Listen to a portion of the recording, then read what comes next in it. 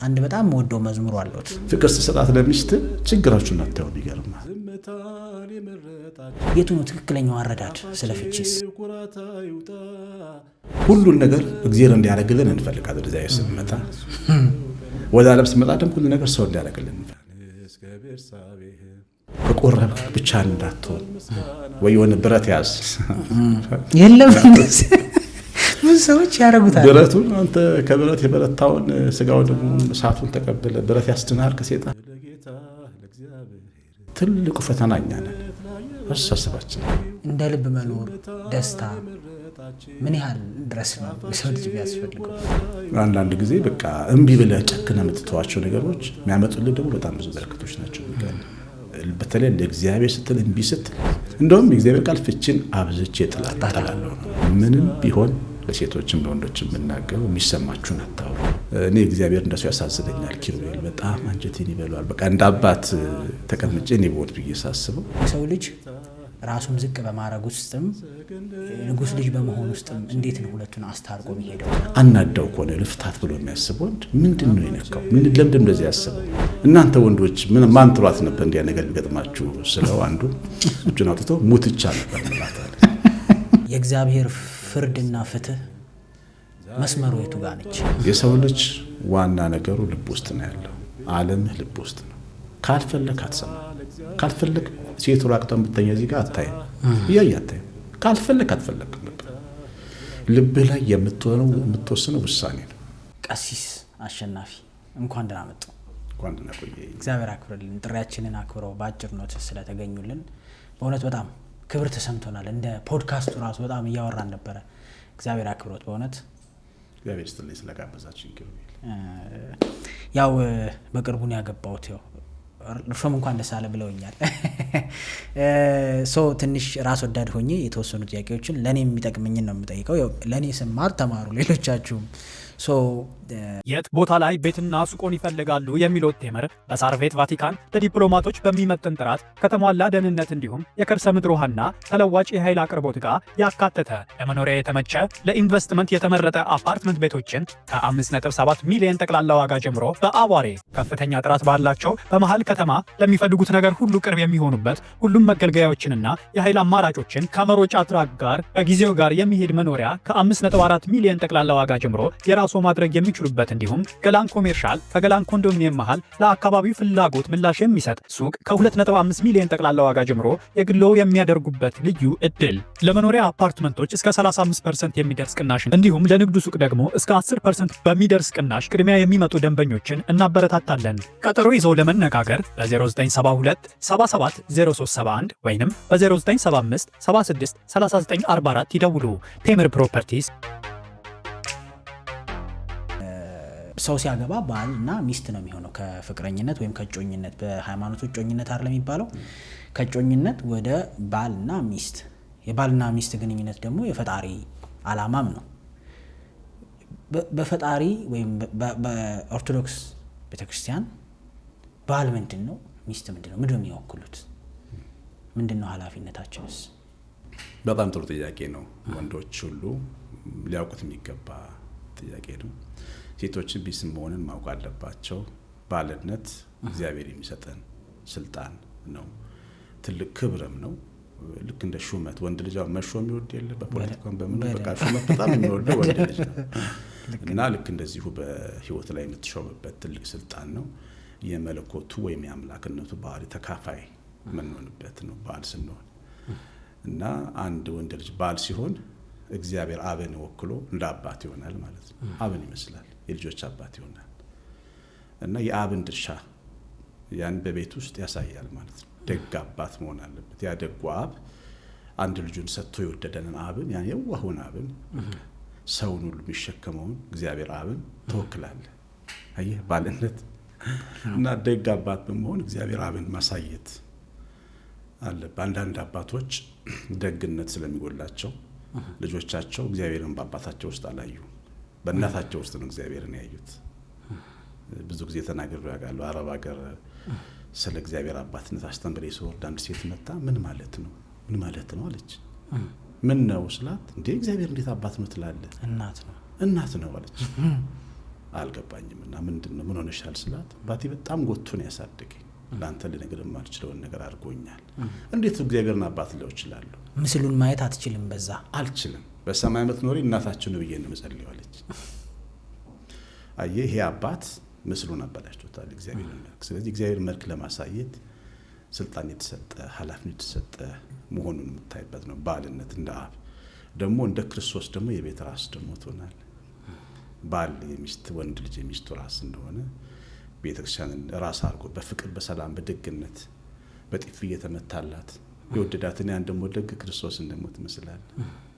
በቃ እና ክርስቶስን መስለ በሚስት ፊት መኖር። ክርስቶስ መቼ ማንም አልቆ አይቆረቆርም ነበር። ሁሉ ጊዜ ደግ ነበር። ለዚህ ነው ብዙ ሰዎች ቢከተሉት የነበሩት። ድሆች ይከተሉታል፣ ኃጢአተኞች ቢባሉት ይከተሉታል፣ ቀራጮች ይከተሉታል። ለሁሉም ደግ ነበር። የሆነ አይነት ሰው ብቻ አይደለም የሚከተለው በፍጹም በቃ ሁሉም ንጉሱም ሳይቀር ጲላጦስ ሳይቀር እየፈራ ነው የፈረደበት። እና እንደዚህ አይነት ትልቅ ኃላፊነት ነው። ክርስቶስንም ተወክላለህ በቤትህ፣ እንደገና እግዚአብሔር አብን ተወክላለህ። እና ባልነት የፕሮቫይደር መሆን ምግብ ማምጣት መስራት ብቻ አይደለም። በተለይ ዘመን ደግሞ እሱ ብቻ ትርጉም ላይሆን ይችላል ሰው የሚያስበው ግን ግን ዛሬ ሴትም ልጅ ምግብ ታመጣለች። ግን ወንድ ልጅ ትልቁ ነገር መንፈሳዊና ተፈጥሯዊ አቅም በደንብ ማየት አለበት። እና ወንዶች ለባልነት ልንዘጋጅ ይገባል። ባል መሆን ሲመውጣት እና መጎርመስ ወይም ጥሩ ስፖርት መስራት ብቻ አይበቃውም። ባል በደንብ መማር ያስፈልጋል። ከኖሩ ሰዎች መማር፣ ከመጽሐፍት መማር፣ ከመጽሐፍ ቅዱስ መማር፣ ከአብርሃም መማር። ለምሳሌ አብርሃም፣ አዳም ምርጥ ባሎች፣ ችግር ገጥሟቸው ሚስቶቻቸውን ያልጠሉ። ለምሳሌ አዳምን ስታዩ ያበላቸው ፍሬ ያመጣበትን ጣጣ በደንብ ነው የሚያውቀው። እንደውም እግዚአብሔር ፊት ከሷታል። አንዴ የሰጠኝ ሴት ነች ምናምን ብሎ ተቆጥቶ፣ ግን በኋላ ተረጋግቶ ደግሞ ህይወቴ ብሎ ስም አወጣላት። እና አንድ ጉባኤ ላይ ያገለገልኩ እናንተ ወንዶች ማን ጥሏት ነበር እንዲያ ነገር ቢገጥማችሁ ስለው አንዱ እጁን አውጥቶ ሙትቻ ነበር ማለት አለ። በአንቺ ምክንያት ነው። በአንቺ ምክንያት። አዳም ግን የሔዋን እናት በውስጧ ተስፋን ተመልክቶ በውስጧ የሚመጣውን ትውልድ እመቤታችንን የሚወለደውን አዳኙን ኢየሱስ ክርስቶስን አይቶ እና በሚስቱ ውስጥ የምታየው ነገር ምንድን ነው? ባል ስትሆን አንድ ሴት ብቻ መሰለች ቤት ያለችው፣ ኔሽን ነው ቤት ያለው፣ ህዝብ ነው ቤት የገባው። ቬሎ ለብሳ የመጣ ሴት ብቻ አይደለችም። ማየት ያለበት አንድ ባል ህዝብን ነው ማየት ያለበት፣ ትውልድን ነው ማየት ያለበት። እንደዚህ አይነት አይን ይፈልጋል። አየህ፣ አዳም ያለው አይን ያለው ባል መሆን አለበት አንድ ወንድ ልጅ። መክና ምንም የሌላት ሆና ብዙ ሴቶች እያሉ ከሳራ ጋር ብቻ ሙጥኝ ብሎ በፍቅር ተጣብቆ የኖረውን አብርሃምን መምሰል ያስፈልጋል። አየህ፣ ብዙ ሴቶች እያሉ ወራሽ መውለድ እየቻለ በፍጹም አለ ለፍቅር ህግ ተገዝቶ እንዲህ አይነት ባል መሆን ይፈልጋል። እና ባል ትምህርት ይፈልጋል። ባልነት እውቀት ይፈልጋል። ባልነት ደግሞ እምነት ይፈልጋል። አሁን አንተ ትልቁን ውቅያኖስ በትንሽ ጀልባ ቀስፈ እንደሚሄድ ነው። አሁን ሰሞኑን አግብተሃል አይደል? ትልቁ ሜዲተራኒያን ባህር ላይ ነው ያለው፣ ግን ወይም ደግሞ ኢንዲያን ኦሽን ላይ እንዳለ ቁጥር ትንሽ ጀልባ ላይ ነው ያለው። ብቻህን አትችለው፣ አትሄድም። ስለዚህ የተሻለ ካፒቴን ያስፈልጋል። አዎ፣ መሪው ክርስቶስ ቤት ውስጥ እንዲኖር መፍቀድ አለብህ። አምነህ መኖር አለብህ እግዚአብሔርን። እና ባልነት በጣም ትልቅ ኃላፊነት ነው። ሚስትነትም ልክ እንደዚህ ማለት ነው። ሚስት ስትሆን ቅድም እንደተባለው እናት ነው የምትሆነው። የብዙዎች ብዙ ጊዜ እንደው ሴቶች የተረዱት ነው የሚመስለኝ። ብዙ ሴቶች በተለይ ኢትዮጵያ እናቶች የገባቸው ይመስለኛል። ልጆቻቸውን ጥግ ድረስ የሚያሳድጉ ናቸው። ሳይበሉ ያበሉ ማኖር፣ መሸከም፣ በቃ ይሄ ተሸካሚ መሆን። እናት ሚስትነት ተሸካሚነት። የምትሸከመው ልጇን ብቻ እንዳይመስል ባሏንም ጭምር ትሸከማለች። ባል አንዳንዴ እንደ ሕፃን ልጅ የምታዝለው እንደ ባል የምታቅፈው ነው። ወንዱ ሴቷም እንደዛ ናት በነገራችን ላይ። እና ያንን መሸከም መቻል፣ ባሏን ልጆቿን ብቻ ሳይሆን ባሏንም ማሳደግ መቻል አለባት። ትዳር ማለት እንደ ትልቅ ትምህርት ቤትና የማደጊያ ቦታ ነው። ታድጋለህ በየቀኑ የዛሬ 10 ዓመት ሌላ ነህ፣ የዛሬ 20 ዓመት ሌላ ነህ፣ 5 ዓመት ሌላ ነህ፣ 6 ወር ሌላ ነህ። በየቀኑ እድገት አለው። እና ያንን እድገት ግን የምትመራው ሴቷ ናት። እግዚአብሔር ቃል ልባም ሴት ቤቷን ትሰራለች ይላል። ቤት መስራት ማለት ባሏን ታሳድጋለች፣ ልጇን ታሳድጋለች። ያልጠበቀችው አይነት ሰውዬ ቤቷ መጥቶ ነው የምታገኘው ያገባችሁ በኋላ። በቃ ያንን ሰውዬ ትዋሃደዋለች ከባህሉ ጋር። እሱን መሸከም፣ ልጆችን መመገብ፣ ይሄ የስላሴን ስራ ትሰራለች። የኛ ቤተክርስቲያን አባቶች እግዚአብሔርን እናት ስላሴ፣ ቅድስት ስላሴ ነው የሚሉት። የእናትነት እንደ ስላሴ ትሆናለች። እሷ ደግሞ መጋቢ፣ ቤቷን ትመግባለች፣ ባሏን ትመግባለች፣ ልጆቿን እና ሚስትነትን በጣም ትልቅ ኃላፊነት ነው እና ትልቁ ስልጣናችን ነው ባል መሆን፣ ሚስት መሆን። ይሄ መጽሐፍ ቅዱስ ላይ ብዙ ሰዎች የሚጠቅሷት ወይም ደግሞ እንደ መነሻ የሚይዙት ሀሳብ አለ። ክርስቶስ ቤተክርስቲያን እንደወደደ ባል ሚስቱን ይውደዳት፣ ክርስቶስ ቤተክርስቲያን ዕለት ዕለት እንደሚያከብር፣ ለምን ቤተክርስቲያን ክርስቶስን ዕለት ዕለት ስሙን እንደምትጠራ፣ እንደምታከብር፣ እንደምታመሰግን ባል ሚስት ባሏን ታክብረው፣ ይውደድ፣ ታክብረው። መለያየቱም ምን ጥያቄ ይሆንብኛል። ያው የምናስባቸው ነገሮች ቢኖሩ ባል ይከበር ታክብረው የሚል ነው፣ ሚስት ደግሞ ይውደዳት ተብለን የታዘዝ ነው። ይሄ አረዳድ እንዴት ነው ኃላፊነታችን? ከዚህ አንጻር ተፈጥሯችን ያው ስነ ልቦናችን ወንዶች ያው ታውቃለህ፣ ክብር፣ አሸናፊነት፣ ተወዳዳሪነት የኛ ሳይኮሎጂ እንደዛ ነው። ኳሳውን ለምሳሌ ሴቶች ወንዶች ነው መወዳደር፣ ካርታ መጫወት፣ ኳስ መጫወት፣ ክርክር፣ በሁሉም በመንፈሳዊም በፖለቲካው ተከራካሪ ተወዳዳሪ ስነ ልቦና ያለን። ያ ደግሞ ምንድነው አሸንፈን በዛ ክብር ማግኘት ምንፈልግና እና ምንድነው የሚባለው በአባቶች ትምህርት የእግዚአብሔር ክብር ውስጣችን ስላለ መከበር እንፈልጋለን። ክብር እንፈልጋለን። እግዚአብሔር ክብር እንደሚገባው ክብር እንፈልጋለን። አለች ውስጥ እኛ ውስጥ አለ ያመልክና ሴቶች ደግሞ ፍቅር ይፈልጋሉ። በቃ የነሱ ደግሞ ተፈጥሯዊ ቀመር ፍቅርን መፈለግ፣ መወደድ፣ መታቀፍ፣ መደመጥ እና እግዚአብሔር እንግዲህ ሁለቱን ክብርና ፍቅር ነው ትላል ማለት ነው። የሁለቱ ግን ያ ማለት ግን ወንድ ፍቅር ይፈልጋል፣ ሴትም ክብር ትፈልጋለች። መጠኑ ሊለያይ ይችላል እንጂ ወንድም ፍቅር፣ ሴትም ክብር ትፈልጋለች። ግን በተለይ በዋናነት የወንዶች ፍላጎት ወድሃለሁ፣ አፈቅራለሁ ከምትለው ልቅ አከብርሃለሁ፣ እኮራብሃለሁ ብትለው ይመርጣል። የተሻለ ትርጉም አለው ውስጡ። እውነት ነው።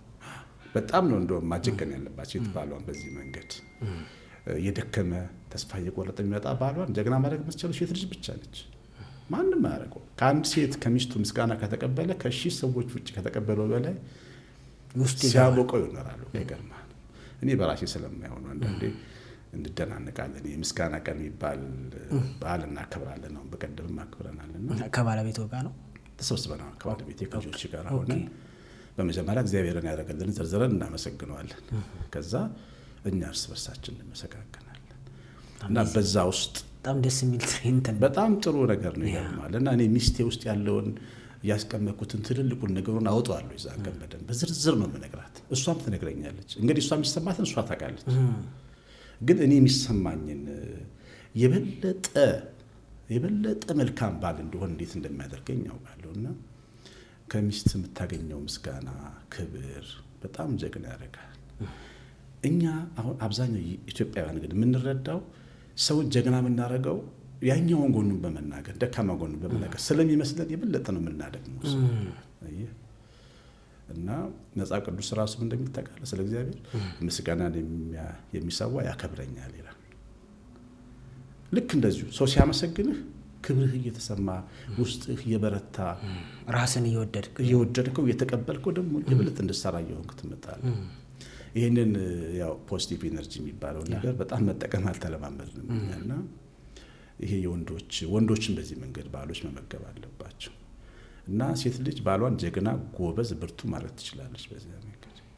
ያን ግን ለማድረግ ትንሽ እሷን ኩራቷን ማሸነፍ ደግሞ ትንሽ እርሱ ያሉት ግን በጣም ነው ውስጥ የገባው። ምክንያቱም አሁን ሰውን ለማመስገን የሆነ ቀን ስናስብ ግዴታ ልናስብ ነው ያደረገልን። ጥሩ መጥፎ ማሰብ አንችልም ማለት ነው።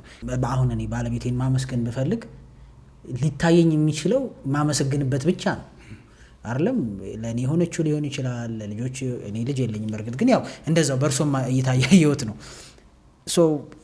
በደንብ በእውነት ማስተማር መንገር ያለበት ነው ትሬንዱ። ይሄ በጣም ነው እንትን የሚለው። እኔም አሁን ጓጓው በሞክረው ብዬ ምክንያቱም ሰው ጥሩን ነገር ማውራት ሲጀምር ያው ወደ ጥሩ እንትን እየተሳበ ስለሚሄድ ግን እዚህ ጋር አሁንም ያለኝ ጥያቄ ከጥያቄ ፊት ከዚህ ጋር በተገናኘ ብዙ ጊዜ እኛው በኑሯችን በቤታችን የምናመሰግንበት እግዚአብሔርን እና እኛም እርስ በርሳችን መልካም ነገራችን የምናገርባቸው ብዙ ምክንያቶች እንፈጥራለን። አኒቨርሰሪያችንን ሳናከብር ቀርተን አናውቅም። በየዓመቱ ነው ልደታችንን ለልደታችን ቀን ሃፒ በርዝዴይ ተብሎ አያልቅም። ባቢ እወድሃለሁ እንዲያርገህ የኔ አባት ይሉኛል ቤተሰቦቼ ማለት ነው። ይገነባዋል የኔን ስብዕና የሚስቴን ስብዕና የልጆቼን ስብዕና። ልጆቼ ራሳቸው ታውቃለህ ልጆቼ ራሳቸው እንደምትወዳቸው እንደማወቅ አይነት ስጦታ የለም ለነሱ። ለምንድን ነው ልጆች ራሳቸውን የሚያጠፉት? በተለይ ከህፃናቶች ሆነ በጣም ተንከባክበናቸው እናሳድጋቸውና ቲኔጅ ላይ ሲደርሱ ራሳቸውን ለመሆን ሲሞክሩ እንናደድባቸዋለን። አንዳንዴ ያፈነግጣሉ። ያኔ ኃይለ ቃሉን እናበዛና ፍቅሩን እንደብቀዋለን። ቤተሰብ ያወደኝ ብሎ ማስተብ ይጀምራሉ። አየህ እና በየጊዜው ልጆችንም ፍቅርህን አክብሮትህን ዋጋቸውን ስትነግራቸው ጤነኛ ታደርጋቸዋለና እኛ ቤት እንዴት በጣም ጥሩ ልምድ አለ የሚሰማው ሰው ቢማርበት። በቃ ብዙ በዓላት ነው ያሉ እኛ ቤት ይገርማል። ለምስጋና ምክንያት ፈልገን እግራችን እንታጠባለን። ያው የጽበተ እግር ቀን ከቤተክርስቲያን መተን ማታ ቆንጆ እራት እናዘጋጃለን። እግራችን ተጣጥበን እርስ በርስ ማለት ነው። አዎ እንዲህ አይነት በቃ ቤትህን ገነት ታደርገዋለህ። አዳም ገነትን ያበጃትም ይጠብቃትም ዘንድ በገነት አኖሩ ይላል። አንተ እንደ ባል ቤትህን ገነት አድርገህ መንከባከብ ትችላለህ። ሲሆን ማለት ትችላለህ በደንብ ግን ገነት ማለት ትችላለህ። እጅ ላይ ሁሉ ነገር አለ። በጣም ቀላልም ነገር ነው። ብዙ ወጪም የለው። መተውም እኮ አይቻልም ማለት ነው። አሁን አለመንከባከብ አይቻልም ምክንያቱም እየሞተ ይሄዳል ማለት ነው። አሁን እነዚህ ነገሮች እርሶ የሚሉኝ ሞር ደስታ እናንተን እንዲመጣ የሚያደርገው ነው። አሁን አንድ ጥያቄ መጣልኝ። ገነት ሁሉ ነገር እንዳላት ነው የምናውቀው አይደለም አስተምሮ። ታዲያ ምንድን ነው የሚንከባከባት? ማለት አዳም ይንከባከባት ነበር አሉኝ። ያ ማለት ጥሩ እንኳን የሚባል ቢሆን እንክብካቤ እንደሚያስፈልገው ለማለት ነው ትርጉሙ። ሁሉም ነገር ቢኖርም እንክብካቤ ይሄ ሰው ፍቅርን ኢንቨስት ማድረግ አለበት እና አበቦችን እያየህ ብትዘምርላቸው እኮ ተንከባከብካቸው ማለት ነው። እሺ አትቆፍራቸው የለሙ አበቦች ነው አይደል? ታውቃለህ ተፈጥሮ ራሱ ተክሎች ራሳቸው ሙዚቃ ይወዳሉ ፍቅር ይወዳሉ ይባላል። ሳይንሱ ይላል። ተመልከት እና እንኳን ቤተሰብን እንኳን ሚስትህን ተክሎችን እንኳን እና እንስሶችን እንኳን እየዳሰስክ ወደ አንተ እያቀረብኩት ብትመግባቸው ፍቅር ይሄ እኮ ትልቅ ስራ ነው። ከመቆፈር በላይ እኮ ትልቅ ስራ ነው የፍቅር ስራ። እና ደግሞ ቤተሰብ አለው አዳም። ገነት ሲባል እኮ ተክሎች ይገኙ ብቻ እንዳይመስል ሔዋንም ጭምር ናት የሱ ገነት። ሊንከባከባት ነው እግዚአብሔር የሰጠው ማለት ነው። እና ገነት ሲባል ብዙ ማይቀፍ ነው አንድ ነገር ብቻ የእንትን አዳምና ሔዋን ገነት ላይ ሳሉ አዳም ይንከባከባት ማለት ላይክ አሁንም እኛ ትዳር ውስጥም ስንሆን ወይም እንደዚህ አይነት እንትን ስንሆን አሁን ብዙ ጊዜ ተለምዳለ ካበላው ካጠጣው አይደለም ወጪውን ከሸፈነ በቃ የወንድ ልጅ ኃላፊነት ተወጥቷል። እሷም ወይ ምግብ ከሰራች ልጆቹን ካስታደገች የሆነ ሰው እንደ ኃላፊነት እንደመውጣት ብቻ ነው የሚያውና እርሶ ደግሞ የሚሉኝ እሱ ሌላ ጉዳይ ነው። ከዛ በዘለለ ደግሞ ኢንቨስት ሊደረግበት ይገባል ነው መንፈሳዊ። ምግብ ምንድነው? በነገራችን ላይ በጣም ምግብ በጣም ተራ ነገር ነው። ሰው እኮ ከምግብ በላይ ነው አይደለም? ከምግብ ከዚህ ከሚጠፋው እንጀራ ከከዋክብት በላይ እኮ ነው። ከፀሐይ በላይ ነው። ሰማይና ምድር ያልፋል፣ እኔ ግን እናንተ ግን አናልፍም። ከምድርም በላይ ነው። ምንድነው እሱ ምግብ? እኔ ለአንተ አንተ ለኔ እኔ ለሚስቴ ሚስቴ ለኔ ያለን ቦታና እኛና እግዚአብሔር ያለን ቦታ ነው ትልቁ ቦታ በህይወታችን። እና ተመልከቻውን ልጆቻችን ስታያቸው ብዙ ለምግብ ፍላጎት የላቸውም። የድሮ ልጆች ደግሞ በጣም ምግብ እንወዳለን ፍቅር ስላልነበረን። ይሄ ፍቅር ስታጣ ትመገባለህ፣ የሆነ ነገርን ትክሰዋለህ። ፍቅር ስታገኝስ ምግብ ላንተ ምንድነው? ለመኖር ነው የሚበላው። በቃ ለምን ነው የምታበላቸው ልጆችን? እኔ እናንተ ራሱ ከሆነ ተንገብግበን አንበላ፣ በቃ ስለሚያስፈልገን ነው የምንበላ። ግን ትኩረት የምናደርገው ለሰው የምንቀበል ለሰው የምንሰጠው ይሄ መንፈሳዊ ሴት ይሄ የተፈጥሯችን ዘላለማዊ ጉዳያችን እኛ ውስጥ በጣም ትልቅ ተጽዕኖ አለው። ያ ፍቅር ነው። ከእግዚአብሔር ጋር የምንኖር በዘላለማዊ ዓለም ስላለን በአጠቃላይ የኛ ስሪት ዘላለማዊ ፍቅርና ልዕልና ነውና ያንን ልዕልና በቤት ውስጥ መለማመድ ነው ትዳር ማለትና እውነት ለመናገር የምናመጣው ደሞዝ የምናበስለው ምግብ ትንሽ ነገር ነው ማለት አይደለም። ድካማችን ቀላል አይደለም፣ ግን ህይወት ከዛ በላይ ነው። እኛ እርስ በርሳችን ያለን ፍቅር የበለጠ ቀሲስ ጭንቅላቴን ማለት ነው በጣም በብዙ ሀሳቦች ነው የታጨቀ ነገር ነው የሚናገሩትና አንዱ ላይ ራሱ እንድቆይ እየሆንኩኝ ነው። ምክንያቱም ምግብም ሲባል አሁን የሰው ልጅ ለካ አንድ ቦታ ያጣውን ፍቅር ነው ሌላ ቦታ ለማካካስ የሚጥረው እንዳሉት ከሰው ያጣውን ፍቅር ወይ ምግብ ላይ ወይ ገንዘብ ላይ ወይ ነገር ላይ ለማካካስ የሚጥረው ሶ መጀመሪያ የሚቀድመው ከኛ የሚሰጥ ኤነርጂ ነው ምግብ እሱ አይደለ። አይ ቲንክ እሱ ደግሞ ከእግዚአብሔር ጋር የሚገናኝ ነገር ነው አይደለ። ሰው በምግብ ብቻ አይኖርም ከሚለው ቃልም ጋር የሚያያዝ ይመስለኛል አለም በምስጋና በምናምን የሚለው ማለት ነው። ኤኒዌይስ ይገርማል። መጽሐፍ ቅዱስ ላይ አንድ ሀሳብ ልንገርና ሙሴ ተራራው ላይ 40 ቀን የቆየውና ሙሴ ማለት እንደኔና እንዳንተ ጠዋት ቁርሱን የሚበላ ቤተ መንግስት ያደገ ምሳውን የሚበላ እራቱን የሚበላ ምሳ ካልበላ የሚርበው ሰው ያለመደም ማለት ያለም በቃ የለም ልምዶ የለውም። ተራራ ላይ ሲደርስ ግን 40 ቀን እንጀራ አልበላም። ሲመጣ ፊቱ አብርቶ እንጂ እርቦት አልመጣም። ምን ሆኖ ነው? ቅድም እንዳልኩ ነው ይሄ ከእግዚአብሔር የተቀበለው ፍቅር ያብርሃም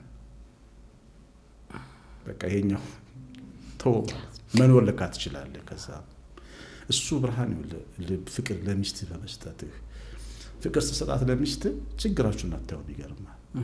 አታዩም። ልጆች ሲወዱ የቤት ጉለታቸውን አያዩ። ባቢ ችግር የለም አይዞህ ምናምን የሚሉ እንጂ አስጨንቁ። እና ይሄ መንፈሳዊ ብርሃናችን እኛ ውስጥ ያለው መንፈሳዊ ብርሃን ከአምላክ የተሰጠን ብርሃን መጠቀም ኑሯችንን በጣም ነው የሚያሳምረው። ኪሩቤል አሁንም ሌላ ሀሳብ ድሮ ልጅ ሆኜ ያው ባዮሎጂ ስንማር ምናምን ቁርስ በጣም ወሳኝ ምግብ እንትን ነው ምናምን እንባላለን እና ሁሌ የምጠይቀው ጥያቄ እኔ ግን አሁን ቄስ የሆኑ ዲያቆኖች ምናምን በአመት 250 ምናምን ቀን ይጾማሉ፣ ስጋ አይበሉም፣ ግን ደግሞ የሚያምሩት እነሱ ናቸው። የፊታቸው ወዝ ራሱ የምሬን ነው።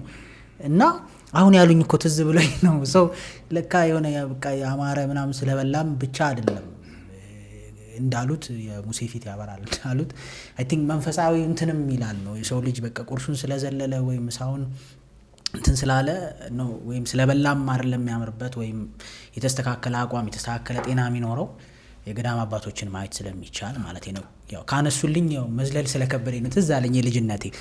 ይህ ሁሉ ነገር ባለበት ሁኔታ የሰው ልጅ ደግሞ የሚፋታበት ምክንያት በጣም በዝቷል። ቀሲስ አይደል እርስዎ መቼም በየቀኑ ይዳኛሉ ብዬ አስባለሁ እንደዚህ አይነት ጉዳዮችን። ሶ የሚፋቱበት ሪዝን ተብሎ መጽሐፍ ቅዱስ ሪዝንም ተብሎ ባይሆን እንግዲህ ያርሙኛል መንፈሳዊ ቃል ስተት ከሰራው ወይ በዝሙት ወይ ደግሞ በሞት ብቻ ነው የሚለው። ይሄንን ቃል ራሱ እስኪ ምንድነው መንፈሳዊ አንድምታው? ብዙ ሰዎች እንደ ትእዛዝም ያዩታል፣ እንዲህ ከሆነ ተፋቱ።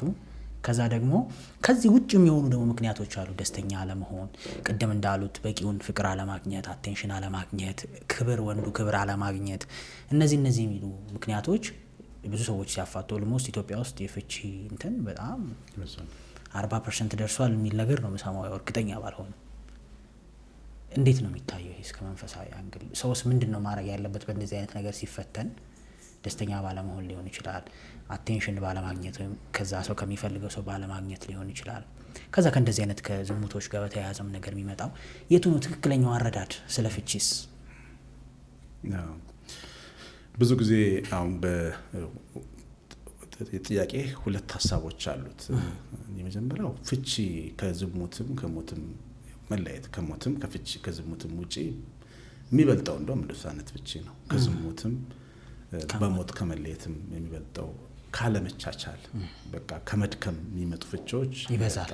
ልክ ነው። እና መሬት ላይ አሁን እኔ እንደ ካህን ሰዎችን ኑሮ ስሰማ ስለምቆይ ስመለከት አብዛኛው ችግር ግን ይገርማል የእውቀት ችግር ነው። ለምሳሌ አሁን አደጋ ከተማችን ውስጥ የትራፊክ አደጋ ብዙ አለ አይደል? እና አንደኛው ትልቁ ችግር ሳይማሩ ሾፌር የሚሆኑ ሰዎች ስላሉ በእንጃ ፈቃድ ብዙት ሳይማሩ ነው። በጣም ሳንማር ስለምንዳው ነው ትዳሩ የምንጋጨው። በቃ የሚጋጨው ትዳሩ ማለት ነው ሳትማር የምትነዳው መኪና ማለት ነው። እና በቀላሉ ተመረህ 3 ቀን ተመረህ የምታስተካክለው ችግር ፍቺ ላይ ያደርሳል። በጣም ቀላል ነገር ማለት ነው። ማመን ነው የሚያቅትህ። አንዳንዴ እንደ ሰው ስታዳምጥ የሰውን ቤት ችግር። ያ ግን ችግር ይቆይና ብዙ ችግሮች ይወልዳል።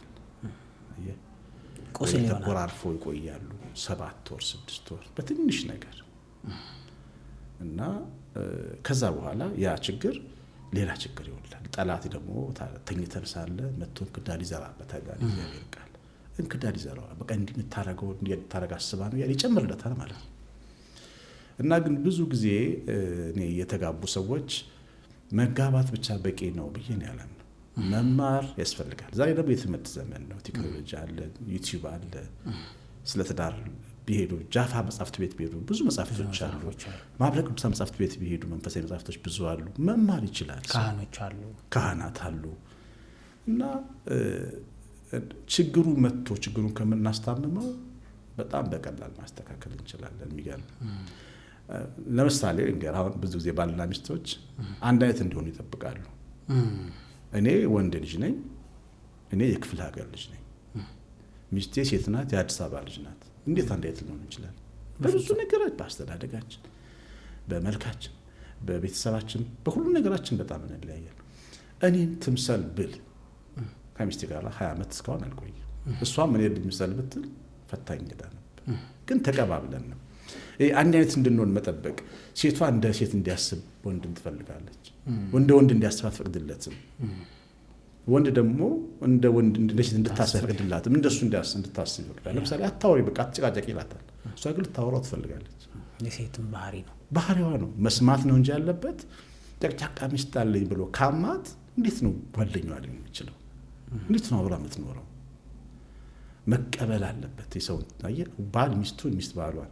እና ብዙ ጊዜ ትዳር ውስጥ በጣም ቀላል ነገር ግን ባለማወቅ ምክንያት ከባድ የሚሆኑ ነገሮች ናቸው ሲያጋጩ የማየው።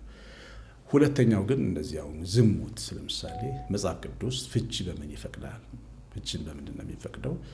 በመሰረቱ ፍቺን አይፈቅድም መጽሐፍ ቅዱስ። ፍቺን ይፈቅዳል ብሎ ማለት እንደዛ የሚያምን ሰው አለ። እንደውም የእግዚአብሔር ቃል ፍቺን አብዝቼ እጠላለሁ ነው። ግን ሰው ደግሞ ነፃነት አለው አይደል? ካልቻለ ትከሻው ካልቻለ ብሎ የሚሰጠው ምርጫ ነው። ለምሳሌ በዝሙት ምክንያት ባሏ ቺት ሲያደርግ ብታገኙ ይቅር ትለው ካልቻለች ነው። ግን ብትችል ይመረጣል። እግዚአብሔር ይቅር ካለ ሰው ይቅር ማለት አለበት። አባታችን የራሱ ጸሎቱ እንደዛ አይደል? እንደሱ ነው። በቃ እግዚአብሔር ይቅር ለምንስ ነው ብሎ ደግሞ መጠየቅም ያስፈልጋል። ብዙ ነገሮች ለመታየት ያለብን ለምን ምን ሆነ? አንዳንዴ ከፍተኛ ድብርት ውስጥ የገባ ሰው ሊያድግ ይችላል። ሌላ ችግር ውስጥ ያለ ሰው ወይ በስራው ቦታ ሚስቴን ምናልባት እኮ እሱ ዝሙት ሲያደርግ ሚስቱንም ያስነካት የሚስቱን ቦታ እኮ ሊያሰጥ ይችላል። ብዙ ጊዜ ወንዶች እንደዛ ነው ይባላል። ልክ ነው። ግን እሱ እንደዛ ሲያደርግ ለምን አደረገ፣ ምን ጎደለው፣ ምን ሆነ ብሎ መጠየቅ ራሱ ይፈልጋል። የክርስቶስ ልብ ይፈልጋል ትዳር። ሐዋርያው ጳውሎስ እኛ የክርስቶስ ልብ አለን ይላል። እና እንደ ክርስቶስ ታስባለህ። ጌታ ሁሌ ልብህን ነው የሚያው፣ እንትንህን ያህል በቃ ምንድነው አንደርስታንድ ያደርጋል። ኢንቴንሽናችን ነው። ኢንቴንሽኑ ብቻ ሳይሆን ከጀርባህን ያህል ያደግበትን ስታምን የኖርከውን ነገር ስለሚያይ በምትናገረው ነገር አይፈርድብህም፣ ያዝንልሃል በቃ። እና እንደዚህ ለምሳሌ ስምዖን የሚባል ሰው ጋበዘውና ፈሪሳዊ ነው። እስከዚህም የሆነ ግብዣ ነው የጋበዘው። እግሩን አላጠበው፣ እጁን ማበሻ አልሰጠውም፣ ሽቶ አልቀባውም። የባህገሩ መምህራን ሲመጡ እንደሚደረገው አላደረገለትም። ዝም ብሎ በቃ አምጥቶ እንጀራ አቀረበለት። ከእግሩ በባዶ እግሩ የሚሄድ መምህር ነው የእናንተ መምህር። አቧራ የነካ እግሩን ምንጣፍ ላይ አስቀምጦ ነው የጋበዘው። እስከዚህ ማለት ነው። ግን ቤቱ ገብቷል ጌታ። ያችን ትንሽን ነገር አክብሮ ለሰውየው ገብቷል። ያችኛዋ ደግሞ ሴት መጣችና እግሩን በእንባ ታጥብ ጀመር እዛው ቤት። የጌታ አቧራ በእሱ አንባ ታጠበ ይዛል። እና ይሄኛው ተገበዘ በልቡ። እንዴት አደረጋል? መምህር ቢሆን ኖሮ እያለ ማንን ነው የሚያማው? በልቡ ጌታን ነው። እንዴት ታማኛለህ? እኔ አንተን እንጀራ በልቼ ምናምን ብሎ ተነስቶ አልወጣም ጌታ። አንደርስታንድ አደረገው። የመጣበትን ነው በቃ የመጣበት ይህ ሰው ያደገበት ያስተማሩት ግብዝነት ሲማር ያደገ ሰው ነው። እና በቅንነት በምሳሌ ያስተማረው እንደዚህ አይነት ልብ ነው የሚፈልገው። ለምንድን ነው ባሌ ምን ሆነ ማለት አለበት። ቀላል ነገር አይደለም፣ ግን ቀላል ነገር ያልሆነ ነገር ማድረግ ነው እኮ ክርስትና። ልዩ ሰው መውደድ ነው ክርስትና። በቃ ልዩ ሰው መሆን፣ ልባሟ ሴት፣ ልዩዋ ሴት፣ ያቺ ምሳሌ 32 ላይ ያለችዋ ሴት ልዩ ሰው መሆን፣ በቃ ልዩ ወንድ መሆን ማለት ነው። ብዙ ሴቶች እንደሆነ ብዙ ጊዜ እንደ ወንዶች አይደሉም፣ ግን በቃ ልዩ ሰው፣ ልዩ ወንድ ሆነ ሚስቱን ማሰብ። አናዳው ከሆነ ልፍታት ብሎ የሚያስብ ወንድ ምንድን ነው የነካው? ለምንድን እንደዚህ ያስበው? እንዴት ነው እሱን የተሸከመ ጌታ እያለው እንደዚህ ያሰበው? ለምንድን ነው ሚስቱን የማይሸከመው? ሰፋ አድርጎ ማየት ይፈልጋል። እና ዝም ብሎ ብቻ ዝሙት ስለተባለ በርቀት አንስተ የምትፋታው አይደለም። እግዚአብሔርን ፍላጎት እሱ አይደለም፣ ሰው እንዲለወጥ ነው አይደል? ይመስለኛል እንግዲህ የኔ አረዳድ እንደዛ ነው። ሰው እንዲለወጥ እና ትንሽ ለሰው ነጻነት ቢያው ቅድም እንዳልኩ ጊዜው ራሱ ትዳር ላይ በጣም ያልሆነ አስተምሮ የነበረበት ጌታ ሲገለጥ የሚገርም አይሁድ በሞት ምክንያት ካልሆነ በስተቀር ሚስታቸውን አትፍቱ ስለሚባሉ በስውር ሚስቶቻቸውን ይገሉ ነበር ይገርማል። እና ሙሴ ስለለባቸው ጭካኔ ሲል በቃ ፍታት ከምትገላት ብሎ ፈቀደላቸው። ስለለባቸው ጭካኔ ሲል ፈቀደላችሁ፣ ግን ሚስቶቻችሁን መፍታት ግን አልነበረባችሁም ጌታ ያለው። እና ለሰው ልጅ ትንሽ ነጻነቱን ለመጠበቅ እንጂ ለመፋታት መጽሐፍ ቅዱስ ፍቃድ እየሰጠ አይደለም በፍጹም። ይሄ ከዚህ ጋር ተያይዞ ሰው መንፈሳዊ ጋብቻ ውስጥ ለመግባት በጣም ፈተና አለው። በጣም ወደ ፍቺ መሄድ አይቻልም። በቃ አደገኛ ፈተና እንዳለው ነው የሚያወሩት። በብዙ ሰዎች ላይ የምሰማውም ነገር ነው። ምናልባት አሁን ላይ ያስተምርሆም ሶሻል ሚዲያው መምጣቱ ሰዎች እንዲገባቸው ሀሳቡ እንዲረዱት እያደረገ ስለመጣ እንደውም ወጣቱ በደንብ እየተረዳ ይመስለኛል። አሁን ግን እንደ ሩቅ ነው ወይ በጣም ሰው እድሜው በጣም ሲሄድ ወደ እግዚአብሔር እንትን የሚቀርበው ስጋ ደግሞ ወይ በቃ እንደዛ ብሎ የመታሰብ ነገር አለ ሰው ውስጥ። የምር ሰው በክርስቶስን ጠርቶ ሲያገባ ፈተና ይበዛበታል፣ ያስፈራራሉ አንዳንድ ሰዎች። እስኪ ምንድነው መንፈሳዊ ያረዳድ? ብዙ ሰዎች ይፈልጉታል ግን ይፈሩታል አይነት ነገር። ማክበሩ ጥሩ ነው ብዬ አምናለሁ፣ ትህትናው ግን ሰይጣን የሰበካቸው ጥቁር ወንጌሎች አሉ፣ ጥቁር ትምህርቶች አሉ በማህበረሰብ እና እነዚህ ጨለማ ትምህርቶች የሚገርም መንፈሳዊ መልክ አላቸው። የበግ ለምድ የለበሱ ማለት ናቸው። ለምሳሌ የምትጸልይ ከሆነ ፈተና ይበዛብሃል ይላል። እንዳትጸልይ የሞተ ሰው እንድትሆን። ስለዚህ ከምጸልይ ምንድነው ገደል ለቀደል በቀደስ ሰይጣንን መቀስቀስ ይላል። ምሳሌ ንግግራል። አሁን ይሄ ወንጀል ነው። ከቻልክ ለምን አትቀድስም? ምን አለ እግዚአብሔርን ቅዱስ ቅዱስ ብትለው። እንደዚህ አይነት አስተሳሰቦችን ከቷል እኛ ውስጥና ህገወጥ የሆኑ አስተሳሰቦችን ግን ተቀብለናቸው ነው ሳናቅ መንፈሳዊ ይመስሉናል፣ ያሰቡልን መስሎ ይመስለናል። እንደገና ለምሳሌ ከቆረብክ ብቻ እንዳትሆን ወይ የሆነ ብረት ያዝ የለም ብዙ ሰዎች ያደርጉታል። ብረቱን አንተ ከብረት የበረታውን ስጋው ደግሞ እሳቱን ተቀበለ ብረት ያስድናል ከሰይጣን። እንደዚህ የሚያስቡ አስተሳሰቡን በሰው በኩል ባልተማሩ ሰዎች በኩል ያመጣ ወይ ብቻ ናትሆን ፈሪ እንድትሆን በመቁረብ እንድትሳቀቅ ደስ እንዲልህ ነጭ እንድትለብስ እልል እንድትል አይደለም እንድትፈራ። አሁን እንዳልከው በጋብቻ በቤተክርስቲያን ማግባት ፈተናው ብዙ ነው ብሎ ማሰብ። እኔ እንግዲህ 20 ዓመቴ ነው ዘንድሮ 20 ዓመቴን አከብራለሁ። እኔ አሁን ያልከው ፈተና ገጥሞኝ አያውቅም። ሰው ነኝ እንግዲህ ስጋና ደም ነኝ። እንደ ሰው ማንኛውም ትንሽ ነገሮች ይኖራሉ። ልንገርህ ትልቁ ፈተና እኛ ነን፣ አስተሳሰባችን ነው። ሰይጣን እኮ የወደቀ መልአክ ነው። ትልቁ ውስጣችን የተሸሸገው ያተሰራ ማንነታችን ፈተናችን የሚገርም እና የቅዱስ በስጋው ደግሞ መጋባት እንደውም እረፍት ነው። ጌታ ኢየሱስ ምንድነው ያለው? ማቴዎስ ወንጌል 11:8 እናንተ ደካሞች ሸክም የከበዳችሁ ወደ እኔ ኑ እኔ አሳርፋችኋለሁ። እረፍቱን እኮ ነው የሚያስፈራሩ። ታማኙ ጌታ እጅ ከገባህ በኋላ ምን ትሆናለህ?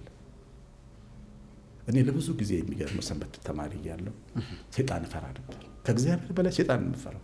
ሰይጣን እንዲያረጋል ሲባል ስለምሰማ የሰይጣን ፎቢያ ነበረብኝ።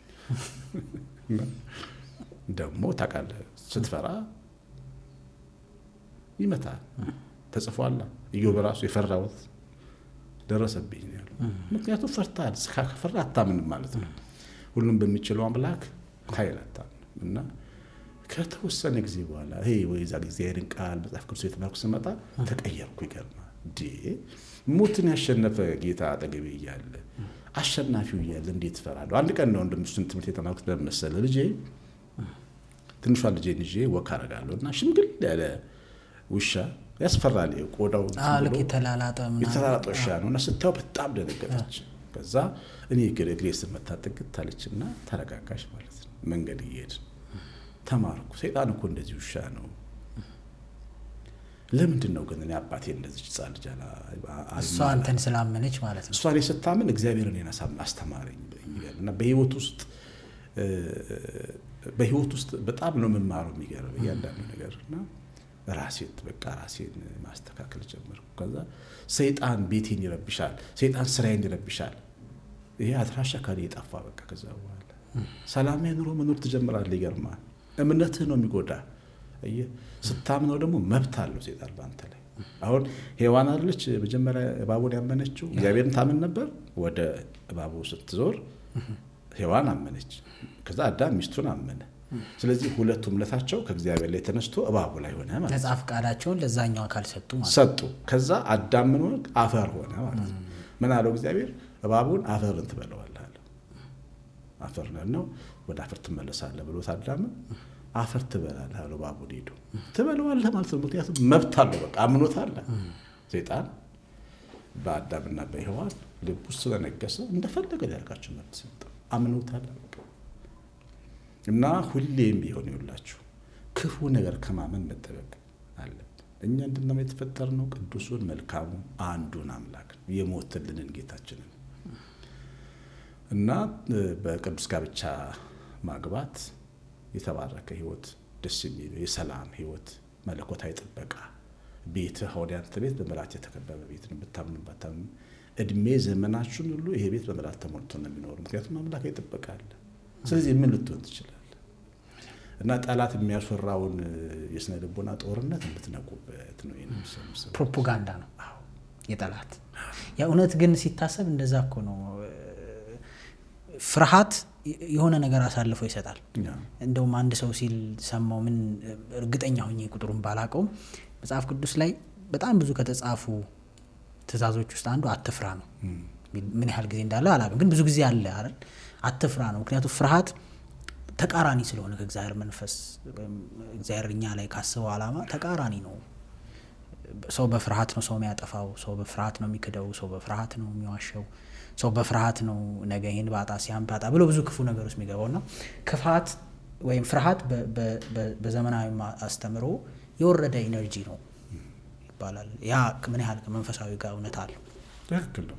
ፍርሃት የእምነት ጠላት ነው። ያው ጌታ በነገራችን ላይ ጌታችን ወደ ዓለም ሲመጣ አንዱ ምክንያት እምነትን መመለስ ነው። ወደ ሰው ልጅ ልብ በእግዚአብሔር ላይ ተማምነህ ረክተህ እንድትቀመጥ ማድረግ ነው። ወደ ሰንበታችን ገብተናል ይላል የዕብራውያን ጸሐፊ። ሰንበታችን ክርስቶስ ያስተማረን ያ እውነቱ ትምህርቱ በእግዚአብሔር ላይ ተማምነህ ከሚያስፈራራ ተፋተህ እንድትኖር ነው የወንጌል ዋና ሀሳብ። መጽሐፍ ቅዱስ የምትማረው የምትሰበከው እና ነፍስ ታርፋለች። እሱ ጋር ስትደርስ ታርፋለህ። በቃ በተከበበ ከተማ ውስጥ ትተኛለህ። ዳዊት በተከበበ ከተማ የሚያስደንቅ ምሕረቱን አረገልኝ ይላል። ተከቧል እኮ ግን ዳዊት ተኝቶ እግዚአብሔርን ይዘምራል። እንደዚህ አይነት የተረጋጋ ሰው ትሆናለህ እና እሱም አንድነት ነው። ፍርሃት ጠላት ለሰው ልጅ የሰጠው፣ እምነት ደግሞ እግዚአብሔር ለሰው ልጅ የሰጠው በረከት ነው እና የትምህርት ዋና የመስማት የእግዚአብሔርን ቃል የመስማትም ዋና ዓላማ እምነት ከመስማት ነው። ሰው አምኖ እንዲያርፍ ማድረግ ነው። በጣም ነው የምናሳዝነው። የሚገርም እግዚአብሔር ቦታ ብትቀመጥ እንደ ሰው እኮ የሚያሳዝን የለም። ምንም ነገር ሳያጣ የሚፈራ ነው። ምንም ነገር ሳያጣ እና በተለይ አሁን ኪሩቤል ልጆች ወልደህ ቢሆን እናንተ የምናወራው ነገር በጣም ጥሩ ነበር ብለን መሰለህ። በጣም በህይወት ውስጥ የምትማራቸው ነገሮች አሉ ከልጆች ቤት። እኔ አሁን ቄስ ነኝ። ቤት ስገባ ግን ቄስ አይደለሁም። መሆንም አይቻልም። እሺ አይሉም። አልጋ ላይ ከሆንኩ ዘለው ላይ ነው የሚወጡት። የሚፈራኝ የለም ማለት አባቴ ይጥለኛል። ሳንጠለጥ ወደ ላይ ስወረውራቸው ስጫወት እኔ እጅ ላይ ምንም አይሆኑም፣ እንደማይሆኑ ያምናሉ። ከነሱ ግን አንደኛዋ በሯ ዘግታ ብትቀመጥ ምንድን ነው የምበላው ብትለኝ ማን ነው ትምህርት ቤት የሚከፍልልኝ ብትለኝ አስቡ። እኔ ቤት ውስጥ ተቀምጬ ማለት ነው በእኔም ጉዳይ ያስጨንቃል። እምነቷን አታለች ማለት ነው። ተመልከት፣ ሌላ ቦታ ሄዳ ጎረቤት ያለው አባት ከሄዳ ለትምህርት ቤት ማን እንደሚከፍልልኝ ጨንቆኛል ብትለው ምንድን ነው ሊሰማ የሚችለው? ልጄን ወስጄ ሐኪም ቤት ነው የምወስደው፣ ምክንያቱም ጤነኛ አይደለችም። እግዚአብሔር እንደዛ አይነት ልጆች ነው ያለው። እኛ እንደዛ ነን። ሁሉን የሚመግበው እግዚአብሔር ተቀምጦ ሰማይ ላይ የሚያስጨንቀን በቃ እኛ እንደዚህ ነን። እግዚአብሔር ይማረን፣ እግዚአብሔር ይማረን። በጣም ነው የምናሳዝነው። ይህ ሁሉ ነገር ግን ከእምነት ከመንፈሳዊነት ከመራቅ የሚመጣ ነው። ከመንፈሳዊነት ከመራቅ ዓለም ላይ ከመሰንበት ዓለም አጠቃላይ የዓለም መልክ ፍርሃት፣ ጠላት የሚሰራበት ዓለም ስለሆነ የዓለም መልክ ሳናቀው ወርሶን እናልቃለን። ግን ደግሞ እድል አለን። አሁን የእግዚአብሔርን ቃል ተማሩ በደንብ ይሄን የምትሰሙ ሰዎች እግዚአብሔር ቃል ስሙ። እግዚአብሔር ግድ ያስፈልገናል። ያው መቼም ቄስ ነኝ ስናገር በኮንፊደንስ ነው የምነግራችሁ። እግዚአብሔር ቃል ያስፈልገናል። ሰው ለመኖር ጌታችን ብሏል፣ በእንጀራ ብቻ አይኖርም። ሁሌም እንደክሞ ለእንጀራ ለእንጀራ። እሺ መቼ ነው የምንማረው? ያኛው መልካችን ጠፋ።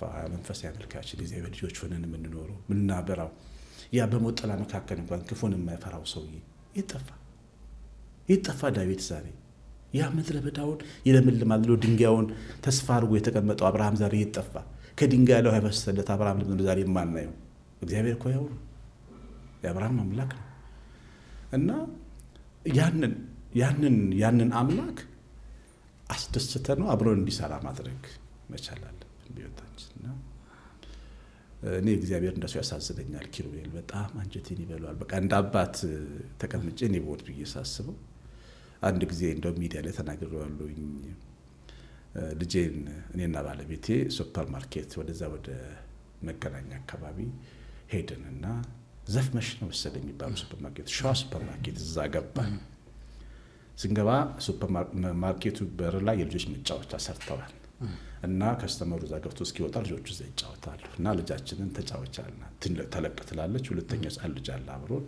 ኖ አልጫወትም አለች። በጣም በጫወት የምትወድ ልጅ ናት። ሸርተት ያለ ምን አለ። የት ቦታ ላይ ቤትና ሱቆን ይፈልጋሉ የሚሉት ቴምር በሳር ቤት ቫቲካን ለዲፕሎማቶች በሚመጥን ጥራት ከተሟላ ደህንነት እንዲሁም የከርሰ ምድር ውሃና ተለዋጭ የኃይል አቅርቦት ጋር ያካተተ ለመኖሪያ የተመቸ ለኢንቨስትመንት የተመረጠ አፓርትመንት ቤቶችን ከ5.7 ሚሊዮን ጠቅላላ ዋጋ ጀምሮ በአዋሬ ከፍተኛ ጥራት ባላቸው በመሃል ከተማ ለሚፈልጉት ነገር ሁሉ ቅርብ የሚሆኑበት ሁሉም መገልገያዎችንና የኃይል አማራጮችን ከመሮጫ ትራክ ጋር ከጊዜው ጋር የሚሄድ መኖሪያ ከ5.4 ሚሊዮን ጠቅላላ ዋጋ ጀምሮ የራስዎ ማድረግ የሚችሉበት እንዲሁም ገላን ኮሜርሻል ከገላን ኮንዶሚኒየም መሃል ለአካባቢው ፍላጎት ምላሽ የሚሰጥ ሱቅ ከ2.5 ሚሊዮን ጠቅላላ ዋጋ ጀምሮ የግሎ የሚያደርጉበት ልዩ እድል። ለመኖሪያ አፓርትመንቶች እስከ 35% የሚደርስ ቅናሽ እንዲሁም ለንግዱ ሱቅ ደግሞ እስከ 10% በሚደርስ ቅናሽ ቅድሚያ የሚመጡ ደንበኞችን እናበረታታለን። ቀጠሮ ይዘው ለመነጋገር በ0972 77 0371 ወይንም በ0975 76 3944 ይደውሉ። ቴምር ፕሮፐርቲስ። በፍጹም አለች። ለምን ረስታችሁ ትሄዳላችሁ? አስተው ሁለት ልጆች ደኩ ይዘን ይመጣል። እንዴት አባት ልጁን ይረሳል? አልሰማችኝም። ምክንያቱም እሱ አባት አይደለችም ነው እናትም አይደለችም። እናቷ አንተ ጫማ ውስጥ ማየት አትችልም፣ ልታስብ አትችልም። እምቢ አለች። ከዛ ያው ይዘናቸው ገባን እና እግዚአብሔር ወይ እያልኩ እየጠየቅኩት መጣ። መቼ ነው ግን ረሳሁ ብዬ የማውቀው? ለካ እንደዚህ ያማል፣ ለካ እንደዚህ ይሰማል፣ ለካ አባት ሳይታመን ሲቀር ያስገርማል፣ ለካ እናት ሳታመን ሲቀር ያስገርማል፣ ለካ የማንጥላቸው ልጆቻችን እንደምንጥላቸው ያስባሉ። ለካ እኛ ልክ አይደለንም፣ በቃ ስንወጋ ነው የምንኖረው በእምነታችን በውስጣችን ብዬ እግዚአብሔርን እያነጋገርኩ እያሳዝነኝ እና በጣም ነው የምናሳዝነው ኪሩቤል። ምናልባት አሁን ከዓለም ላይ ብዙ ከመቆየትና ዓለም ላይ ብዙ ከመቆየት ተያይዞ ነው እምነታችን እየተሸረሸረ ጥርጣሬ አይደለም ዛሬ ላይ እንዳንኖር ትላንት ላይ አይደለም ዛሬ ላይ እንዳንኖር ነገ ላይ እዛና እዚህ ጋር ያለውን እንዳናይ የዕለቱን የሚያረገን በዚህ ዘመን በጣም ፈተና የበዛበት ነው ብዬ አስባለሁ። በእኔ አረዳድ ነው እንግዲህ አሁን ይሄም ምክንያቱም ሶሻል ሚዲያው አለ፣ ውጭው አለ፣ አስተሳሰቦቹ አሉ፣ ነፃነቱ አለ፣ የውጭው ዓለም የዌስተርን ዓለም ይዞ የሚመጣው ሀሳብ አለ።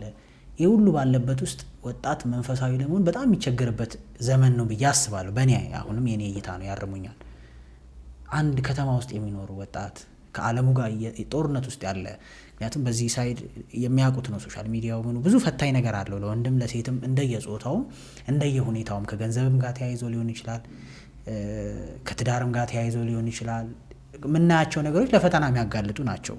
ምክንያቱም እዚህ ጋር ለምሳሌ በትዳር በኩል ሰው እንዲህ ከሆነ ተፋቺ ወይም ነፃነትሽን አውጅ የሚል አስተምሮ እዛ ጋር አለ፣ ወይ ነፃነትን አውጅ ሴት ልጅ እንዲፊት አትስጥ የሚልም በዚህ ጋር አለ። ከዛ ደግሞ ይሄ መጥፎ ፍላጎቶችን የሚቀሰቅሱ አይነት አለባበሶች፣ ቪዲዮዎች አሉ በየሶሻል ሚዲያ። በጣም ፈታኝ ነው ለወጣት፣ በተለይ ደግሞ ከስር መሰረቱ መንፈሳዊ ነገርን ይዞ ላልመጣ ለሱም ፈታኝ ይሆናል ብዬ አስባለሁ። ምን ብሎ ይጀምር? መንፈሳዊነቱን ወጥሮ እንዳይለቀው ለመያዝ ኬት ይጀምር? ስትረግል ብዙ ሰው በቃ እንዳሉት በዲፕሬሽንም በምንም ስትረግል የሚያደርግበት ምክንያት ይመስለኛል። ህሊናው ይፈልገዋል መንፈሳዊ ነገር፣ ስራው ደግሞ የሱ ተቃራኒ ነው። ማስታረቅ ከብዶት የተጨነቀ ሰው ይበዛል ብዬ አስባለሁ። ኬት ይጀምር? ዘመን አንጻራዊ ነው። ድሮም አስቸጋሪ ዘመን ነበር፣ አሁንም አስቸጋሪ ዘመን ነበር። ለምሳሌ የአብርሃም ዘመን የዛሬ 3500 ዓመት በፊት የነበረው የአብርሃም ዘመን በጣም አደገኛ ዘመን ነበር። ሰዶምና ገሞራ በዛ ዘመን የነበረች እና አብርሃም ከነበረበት ድንኳን 50 ኪሎ ሜትር ና ሰዶም የነበረችው 50 ኪሎ ሜትር ከዚህ ደብረ ዘይት ማለት ነው። ተመልከት እንግዲህ የሰዶም ሰዎች ምን አይነት አደገኛ ሰዎች እንደሆኑ። የነሱ ጦስ ለአብርሃም ተርፎ ጦርነት ሁሉ አብርሃም የተዋጋው ለመጀመሪያ ጊዜ በሰዶም ሰዎች ምክንያት ነው። ተማርከው ሎጥን ጭምር ይዘውበት ሄደው። አብርሃም የተዋጋ ሰው አይደለም። አብርሃም አማኝ እግዚአብሔርን ክንድ አድርጎ የሚኖር እንኳን የተዋጋበት ዘመን እንዲዋጋ ያደረጉት ሰዎች ናቸው። ያስገደደው ሁኔታው ማለት በቃ ሁኔታውና አብርሃም ደግሞ ልጅ ወልዷል። እስማኤል የሚባል ልጅ አለው። በኋላ ይስሐቅ ተወልዷል። ግን እስማኤልና ይስሐቅ ምንም አሉ። በተለይ ደግሞ ይስሐቅ ምንም አልሆነም። እግዚአብሔርን የሚፈራ ለእግዚአብሔር ድንጋይ ላይ ተጋድሞ የሚታረድ ካደገ በኋላ ደግሞ የአብርሃምን አምላክ ያመነ በምድረ በዳ ውስጥ እግዚአብሔርን ያከበረ የዘራው 100 እጥፍ በድርቅ ሰዓት ዘርቶ 100 እጥፍ ያጨደ በእግዚአብሔር የሚያምን 2 የተባረኩ ልጆችን የወለደ ያዕቆብ የተባለውን እስራኤልን የወለደ ትውልድ ነው። እና ዘመን ሰው ባይጠፋ ያኔም ያ ቅዱስ ቤተሰብ ይጠፋ ነበር። ለምንድን ነው ታዲያ ያልጠፉት? የልባቸው ፍላጎት መሻት ነው። የሰው ልጅ ዋና ነገሩ ልብ ውስጥ ነው ያለው። ዓለምህ ልብ ውስጥ ነው። ካልፈለክ አትሰማ። ካልፈለክ ሴት ራቅቷ የምትተኛ እዚህ ጋር አታይም፣ እያየ አታይም። ካልፈለክ አትፈለክም። በቃ ልብህ ላይ የምትወስነው ውሳኔ ነው። የልብ ውሳኔ ሁልጊዜ ዋና ነገር ነው። እና ግን ደግሞ መቼም እንደዛ በላ ደግሞ ደከም የሚልን ሰው እንዴት ነው ማገዝ የሚገባው? ስጋው የሚያሸንፈው ደግሞ አለ። የሚያሸንፈዋል። ጌታችን ያስተማሩት ትምህርት አለ። እንዴት እንድሰሙ ተጠበቁ። ለምሳሌ ጆሮ ላይ የሚገባው አይን ውስጥ የሚገባው መረጃ ለቆጣጠር ደግሞ ግድ ነው። ተፈልገዋል አይደል? መለኮታዊ እርዳታ ከፈለግከው፣ እግዚአብሔርን መምሰል ከፈለግ፣ መንፈሳዊ ሆነ ቅድም እንዳልነው ማለት ብርሃናማ ሆኖ መኖር ከፈለግ ያንተ ደግሞ አስተዋጽኦ አለው። የመጀመሪያው ነገር መሸሽ ነው። መሸሽ በቃ እንዴት እንደምትሰማ እንዴት እንደምታይ። ይሄ ስልክ ዘሎ ጆሮ ውስጥ ሊገባ አይችልም፣ አይን ውስጥ ሊገባ አይችልም። መሸሽ በቃ የእግዚአብሔር ቃል እኮ ይላል ዲያብሎስን ተቃወሙት ከእናንተ ይሸሻል። ስትቃወመው ነው ስትለው ስልጣን የለውም፣ ትቶ ነው የሚሄደው። ከዝሙት ሽሹ። ዝሙት ይመጣል አጠገብ ደጅ ድረስ እንደ ዮሴፍ ጨርቅን ሊይዝ ይችላል፣ ግን ትሸሻለህ። ትችላለህ። ያን እንደሚቻል ደግሞ አሳየት ሆናል እኮ ዮሴፍ። እና ግን ምን መሰለህ ትንሽ ስንፍና የሚባለውን ነገር መዋጋት እንዳለብን አንረዳም። ስንፍና የሚባል ነገር አለ ውስጣችን፣ በጣም ከባድ መንፈስ። ሁሉን ነገር እግዚአብሔር እንዲያደርግልን እንፈልጋለን። ወደዚያ ስንመጣ ወደ ዓለም ስንመጣ ደግሞ ሁሉ ነገር ሰው እንዲያደርግልን እንፈልጋለን። ወደዚያ ስትመጣ የአንተ ድርሻ እንዳለ አትገነዘብም። ለምሳሌ ጌታ ኢየሱስ አልዓዛርን ከመቃብር ሊያስነሳ ሲሄድ ድንጋዩን አንሱ ያላቸው ሰዎችን ነው። ድንጋይ እንዲያነሱ ፈልጓል። ለምን ነው ድንጋይ አንሱ ያለው? በእግዚአብሔር የማዳን ስራ ውስጥ የሰው ድርሻ በጣም ነው አለ። መቃብሩ የት ነው ብሏቸዋል። ጠፍቶት አይደለም። እነሱም እዛ ውስጥ እጃቸው እንዲኖር ፈልጓል። እግዚአብሔር እኛ እንድንሰራ አብሮት ይፈልጋል። በቃ ይሄ እግዚአብሔር ፖሊሲ ነው፣ ሊቀይር አይችልም። ቁጭ ብለህ በተአምራት ሊቀይረህ አይሆንም። የራስህ ደግሞ ቅድም እንደተባለው ምዘጋውን ዘግተህ የምትቃወም የምትመርጠውን ጓደኛ መርጠህ የምታዳምጠውን መርጠህ መኖር ያስፈልጋል። አሁን ይህንን የሚያዳምጥ ወንድ ልጅ ብቻውን አይደለም፣ ሚስቱን፣ ልጆቹን፣ ወደፊት የሚመሰርተውን ቤተሰብ ወክሎ ነው የሚሰማን። ይህ የምሰማ ሴት ልጅ ብቻዋን አይደለች። ታግባም አታግባም ቤተሰብን፣ ትውልድን ወክላ ነው የምታዳም። እንደዚህ ማሰብ ያስፈልጋል። አየህ ልጅ ስታስብ እንደ ልብ አትኖርም። የትውልድ የኔሽን አባት ነኝ እናት ነኝ ብለህ ማሰብ አለብህ። ራስን አንድ አድርገህ መውጠር የለብህ እና ይህ በጣም ወሳኝ ነገር ነው። እንደ ልብህ አትኖርም ሲሉ እንደ ልብ መኖር ደስታ ምን ያህል ድረስ ነው የሰው ልጅ የሚያስፈልገው? የሰው ልጅ ትርጉሙ የህይወትስ ደስተኛ መሆን ነው? የምንፈልገውን ማግኘት ነው? ወይም ስጋችን ሊሆን ይችላል የፈለገውን እሺ ማለት ነው? እንዴት ነው መንፈሳዊ አረዳድ? ደስታ መንፈስ ቅዱስ የሚሰጥ ደስታ አለ። ደስታ የሚለው ደግሞ ዓለም ለምሳሌ ይህን ስልክ ጃፓን ከሰራችው ቻይና ደግሞ አፍሪካ ጋር ሰራዋለች ማለት ነው። ሁለቱም ስልክ ነው። እንደሱ አይነት ደስታ አለ። የውሸት የሆነ ደስታ ጊዜያዊ የሆነ የሆነ ነገርህን ትንሽ እንትን ያደርግህና በኋላ ግን እጥፍ ድርብ ስቃይ ያደርጋል፣ ይወስድባል። ለምሳሌ አምኖን የሚባል የዳዊት ልጅ ሚስቱን እህቱን አፈቀረና ጓደኛው መከረው፣ ብቻ አባብሎ አመጣትና በቃ ቤት ውስጥ መጣት ደሰት ፍቅር ይዞታል። አብሯት በግድ አስከትዶ ደፈራት፣ ጠላት ይላል። ከዛ በኋላ ለምንድን ነው ስሜት የመጣው? ራሱ ደስታው የውሸት ደስታ ነው። ይሄ አንድ የሚባል ነገር አለ፣ አባባል ነው። አንድ ሰውዬ ሞተና ነፍሱ ሚካኤል አገኘው። የት ልውሰድ? ገነት ልውሰድ ወይስ ሲኦል አለው። አይ በመጀመሪያ ልየውና ልወስን ብሎ መጀመሪያ ገነት ነው የወሰደው። ያው ደግሞ ሚካኤል ልቡን ሊያሸንፍ ለፈልጎ ገነት ሲያ አበቦቹ ሰዎቹ ነጭ ለብሰዋል፣ ግን በጣም ጸጥ ያለ በጣም የተረጋጋ። እሱ ደግሞ ምድር የጠበበው ሰው ነበርና እስቲ ያኛው ልየዋል። ከዛ እዛኛው ሲሄድ ከፍተኛ ናይት ክለብ ይመስል ከርቀት ድምጽ ይሰማል። ቸኮለ በቃ ከዛ ገባ። በጣም ያሸበረቁ በብራቶች ምኖች አሉ። በቃ ሲያየው ወይ ይቅርታ ሚካኤል ለዚህ ይሻለኛል። ኧረ ግድ የለም አስብበት ተዋል። አይ ይሄ ይሻለኛል። አስብበታል? ቆሞ ጠየቀው። አስብበታል? አዎ እሺ በቃ እንግዲህ ከወሰንክ አለው። ልክ እሱ ሚካኤል እንዳስቀመጠው ትርምስ አለና ያ ሁሉ እንትን ጥልቅ መውደቅ ጀመር። አረና የቅድሙ እንትን የቴለስ እሱ ማስታወቂያ ነው፣ እሱ አይደለም ትክክለኛው ህይወት። ኦኬ ፕሮሞሽኑን ያየው እና ይሄ ደስታ የምንለው ምናየው ነው ወይ? ውጤቱ ምንድን ነው የሚያደርገን? የት ነው የሚወስደን? ኑሯችን ላይ ምን ጨመረ? ምን ወሰደብን? ሞራላችን፣ መንፈሳዊነታችን፣ የውስጥ ጉልበታችንን ምን አደረገው? ሁሌ ሰው አይደለም እኮ አምላካዊ መልክ ስላለን ማየት እኮ እንችላለን። ማንም ያየዋል፣ ያልተማረውም ያየዋል። እና ደስታ ምንድን ነው? ያ ደስታ በእርግጥ ደስታ ነው ወይ? በረከት ነው ወይ? እና እሱን እንደ ሰው መቼም ማየት ይገባል። ግን ሰው ጥሩ መልበስ አለበት፣ ንጹህ መልበስ አለበት። ንጹህ ካለው ንጹህ ምግብ መመገብ አለበት፣ መስራት አለበት። የራሱን እንጀራ ሼር እያደረገ ለሰዎች እያካፈለ መደሰት። በነገራችን ላይ ይሄ ደስታ መንፈሳዊ ደስታ ደግሞ በማካፈል ውስጥ ነው ያለው። ከሚቀበል ይልቅ የሚሰጥ ብፁዕ ነው። ብፁዕ ማለት መባረክና መደሰት የሚባል ትርጉም ነው ያለው። ደስተኛ የምትሆነው ስትባረክ ማለት ስትሰጥ ነው። ብዙ ሰዎች እናቶችን በደንብ ያቸው እስቲ ና ብላ ና ድፍትፍት አድርገው ለምንድን ነው መሰለህ የሚያበሉት? ደስተኞች ናቸው። በቃ ደስታ ደግሞ ይጨምራል። አምላካዊ ስጦታ ስለሆነ እግዚአብሔር ደግሞ ቤትን ይሞላል። እና ደስታ ራሱ እንትኑን በደንብ አድራሻው መገኘት አለበት። የደስታ አድራሻ ብዙ ጊዜ ሰዎች ድብርት የሚይዛቸው ራሳቸውን ለማጥፋት የሚፈልጉ ሰዎች መስጠት ቢጀምሩ ብዙ ህይወታቸው ይቀየራል። ይገርማል። መስጠት የሆነ የሚሰጡት ነገር ሲኖር ማለት ነው። ደስታንም መፈለግ ያለብን የምንሰጥበት ቦታ ነው ማለት ነው። ለመቀበል ለማግኘት ለመዋጠጥ ከምንሞክረው በላይ ከኛ የሚወጣ ነው ማለት ነው ደስታ። መስጠት የኤልሳቤጥና የቤታችን ሰላምታ ጋር ስቲሉ ሰዱ ሉቃስ ወንጌል ምዕራፍ 1 እና ወደ ተራራማው ሀገር ቤታችን መሄዷን ይነግረናል። እና እሱ መሄድ አጋፔ ይባላል።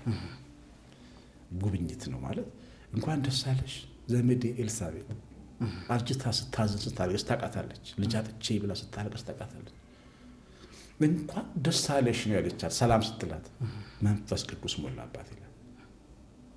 እመቤታችን ስትሰጣት ነበረ ሰላምታ መስጠት ነበረው።